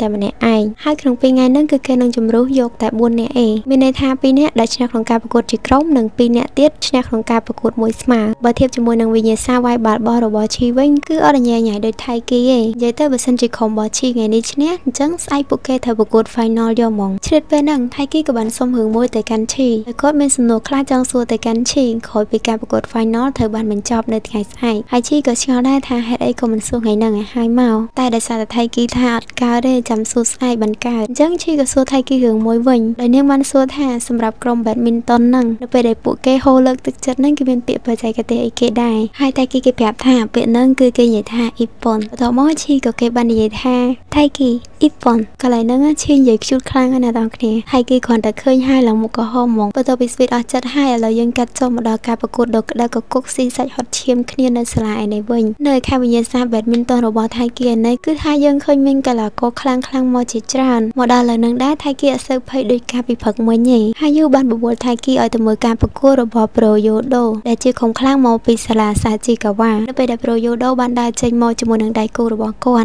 ់ក៏បានកលេសទៅឃើញថៃគីជាមួយនឹងហាយូឃើញគេភ្លាមគឺថាចាប់ផ្ដើមឌឺដងឌៀមដាមយកហ្មងដោយគេធ្វើជានិយាយថាអូឆ្នាំនេះហាយូមកទៀតមកចាញ់ទៀតមែនតែបើបានមកមើលហើយហ៊ានក្បាច់ពីបងខ្លះទៅអូនឃើញលោខ្លាំងជាងឆ្នាំមុនមើលទៅ Pro នេះឪមក confident ហ្មងតែគេជឿជាក៏អត់ខុសដែរដោយសារតែ Pro ហ្នឹងគេខ្លាំងរបស់គេមែនតាំងពីដើមមកគឺហាយូអត់ដែលបំបែកយុទ្ធសាស្ត្ររបស់អប៉ែនឹងបានទេនិយាយទៅ Pro ហ្នឹងសឹងតែបកកែគ្រប់10ហ្មងទាំងមានធំកម្លាំងលះហើយវិយុទ្ធសាស្ត្រក្នុងការហៅខប់របស់គេវិញគឺលយហ្មងជួនកាលអគុណសម្បត្តិទាំងអស់ហ្នឹងធ្វើឲ្យដៃគូប្រកួតរបស់គាត់មានអារម្មណ៍ថាចាញ់ជ្រាបហ្មងដល់ថ្នាក់អ្នកខ្លះគ្រាន់តែលើថាប៉ះមួយ Pro ហ្នឹងដឹងតែចាញ់មុនបាត់ហើយហើយដែលសំខាន់គ្រប់គ្នាបានគិតថា Pro Yodo ហ្នឹងមិនមែនត្រឹមតែជាកីឡាករជម្រើសជាតិរបស់ប្រទេសនោះទេថ្ងៃក្រោយគាត់អាចនឹងចូលប្រកួតក្នុងកីឡាអូឡ িম্প ិកហើយធ្វើបានលទ្ធផលល្អផងដែរក្នុងពេលនោះហាយូក៏បានចាប់អារម្មណ៍ទៅលើ reaction របស់ថៃគីព្រោះថានៅពេលដែលថៃគីបានឃើញពីសមត្ថភាពនិងការលេងរបស់ Yodo ធ្វើឲ្យគាត់មានអារម្មណ៍ថាគាត់សរសើរហើយនឹងចង់ធ្វើដូច Yodo ដែរសម្រាប់ហាយូនៅពេលដែលគាត់ឃើញថៃគីជាក្មេងចឹងគាត់ពិតជាសប្បាយចិត្តខ្លាំងមែនទែនទោះយ៉ាងណាគាត់ក៏មានក្តីសង្ឃឹមខ្លះចំពោះថៃគីថាអនាគតទៅថៃគីប្រកាសជាធ្វើបានល្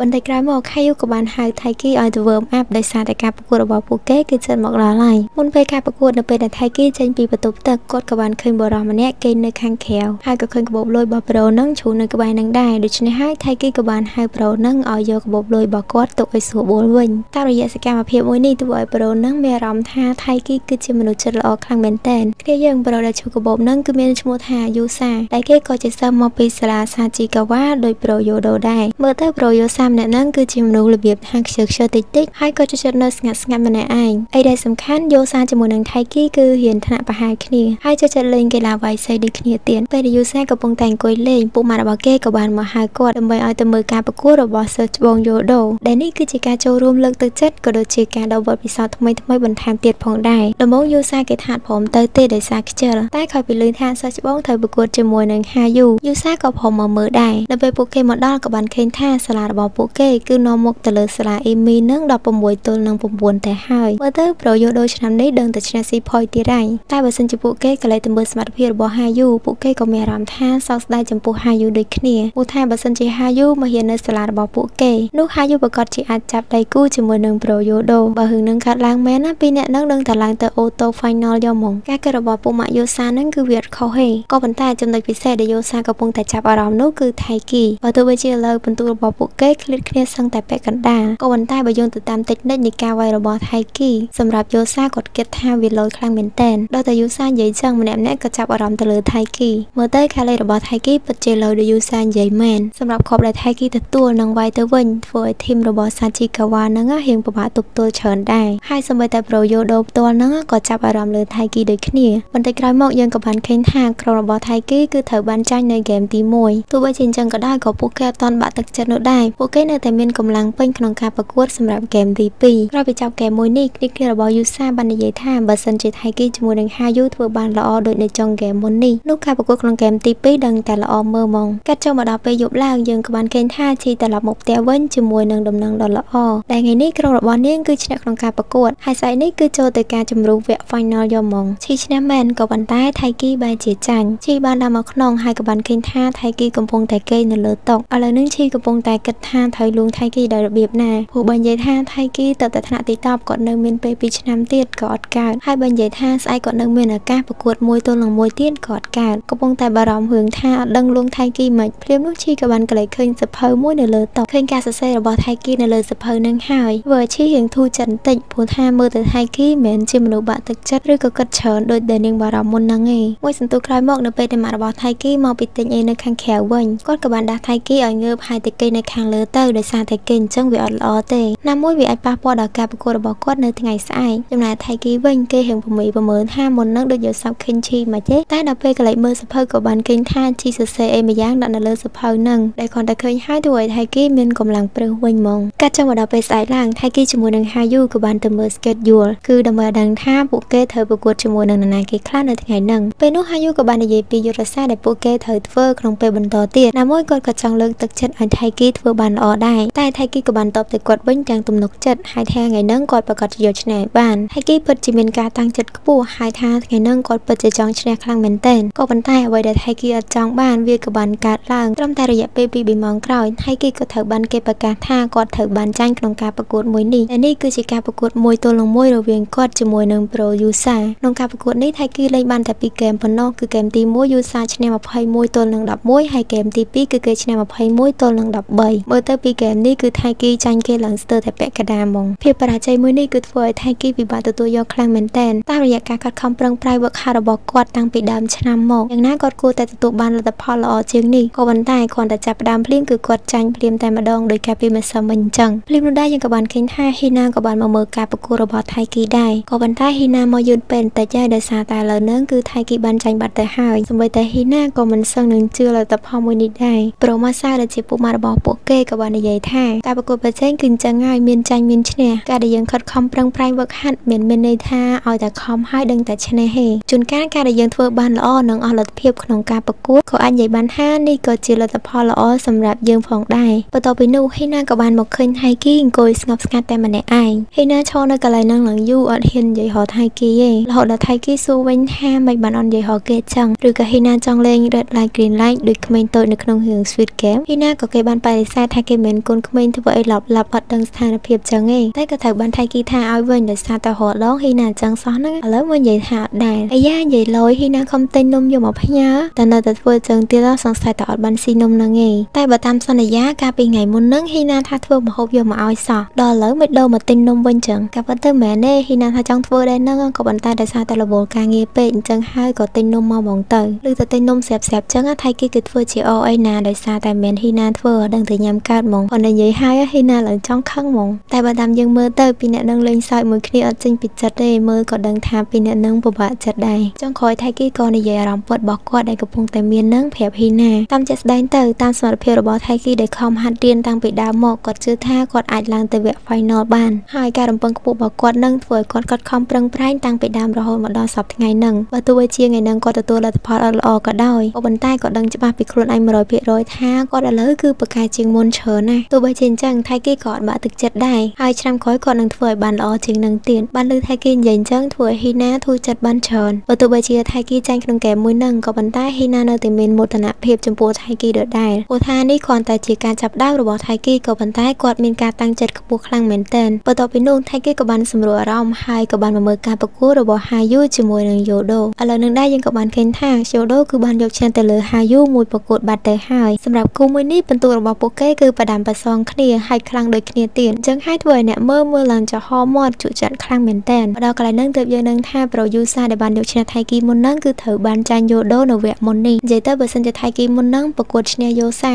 នោះគាត់ត្រូវមានគូជាមួយនឹងយូដូហើយបានមកប្រកួតជាមួយនឹងហាយូក៏ប៉ុន្តែគួរឲ្យស្ដាយថៃគីអត់បានប្រកួតជាមួយនឹងយូដូទេក៏ដោយសារតែគាត់នឹងបានចាញ់យូសាតាំងពីវគ្គដំបូងមកម្លេះហើយចំពោះអសន្យាដែលហាយូបានប្រាប់គាត់ថាកុំឲ្យចាញ់មុនពេលជួបជាមួយនឹងខ្លួននឹងក៏ថៃគីធ្វើអត់បានដែរហើយអេឌីគួយសោកស្ដាយមួយសន្ទុះក្រោយមកហាយូក៏ទទួលបានលទ្ធផលអត់ល្អដូចជាថៃគីអញ្ចឹងដែរក៏ប៉ុន្តែដោយសារតែហាយូបានសំបន្ទុកច្រើនជាងថៃគី ដូច្នេះហើយការប្រកួតបន្ទាប់ក៏មានវត្តមានរបស់គាត់ផងដែរអញ្ចឹងហើយយូគាត់នៅមានឱកាសសងសឹកទៅលើយូដូនៅវគ្គបន្ទាប់ទៀតតែគាត់បានបាត់បង់ឱកាសក្នុងការទទួលបានជ័យលាភីលេខ1ហើយក្រោយពីចប់ការប្រកួតហើយយូក៏បានចេញមកខាងក្រៅល្ងាចនេះគាត់ថាហៅថៃគីទៅញ៉ាំអីក៏ប៉ុន្តែពេលដែលចេញមកខាងក្រៅនឹងគឺអត់បានជួបជាមួយនឹងថៃគីទេដោយគាត់ក៏បានលើកគេនិយាយថាថៃគីត្រឡប់ទៅផ្ទះមុនហើយមើលទៅថៃគីសែតខ្លាំងមែនទែនថ្ងៃហ្នឹងយើងក៏លេចមកមើលថៃគីរបស់យើងឯនេះវិញនៅតាមផ្លូវគឺគាត់ព្យាយាមលើកទឹកចិត្តខ្លួនឯងមករហូតគាត់បានប្រាប់ខ្លួនឯងថាអត់ត្រូវឲ្យខ្លួនឯងនឹងពិបាកចិត្តខូចចិត្តយូរទេពួកគាត់ត្រូវតែផ្ដោតទៅលើការវឹកហាត់បន្ថែមទៀតពួកគាត់ត្រូវតែធ្វើឲ្យបានល្អក្នុងឆ្នាំបន្ទាប់ឥឡូវហ្នឹង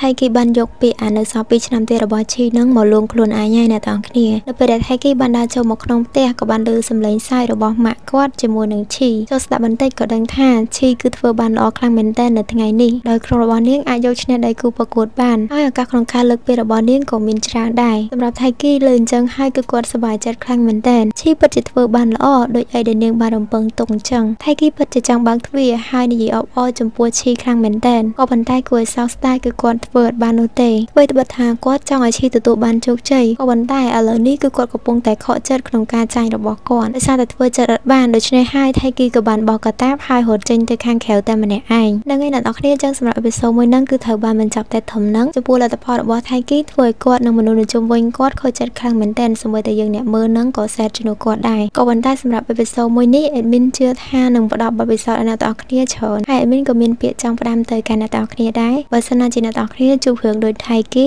ឬក៏ដូចថ្មីហ្នឹងបងប្អូនដែលគាត់ប្រឡងចប់ទី12ហើយអត់បានទទួលលទ្ធផលល្អអេដមីនសូមលើកទឹកចិត្តឲ្យគ្នាយើងខិតខំប្រឹងប្រែងហើយកុំបោះបង់វាចោលសោះអ្នកនរគ្នាត្រូវចាំថាបើសិនជាអ្នកដទៃបោះបង់អ្នកនរគ្នាវាអត់អីទេក៏ប៉ុន្តែដាច់ខាតគឺយើងអត់ត្រូវបោះបង់ចោលខ្លួនឯងទេចឹងហើយយើងត្រូវតែខិតខំបន្តទៀតព្រោះអីដែលយើងចង់បានគឺភាពជោគជ័យវាមិនមែនជាការឈឺចាប់ depression ឬក៏កើតទុក្ខអីផ្សេងៗហ្នឹងទេទទួលស្គាល់ថាយើងអាចកើតទុក្ខបានក៏ប៉ុន្តែកុំយូរពេកអ្នកនរគ្នាយើងចេះឈឺចាប់យើងត្រូវចេះខំដែរត្រូវអត់អញ្ចឹងឯមីមានតែប៉ុណ្្នឹងឯងអ្នកនរគ្នាអរគុណច្រើនអ្នកនរគ្នាសម្រាប់ការតាមដានវីដេអូមួយហ្នឹងជួបលាអ្នកនរគ្នាជួបគ្នានៅវីដេអូក្រោយ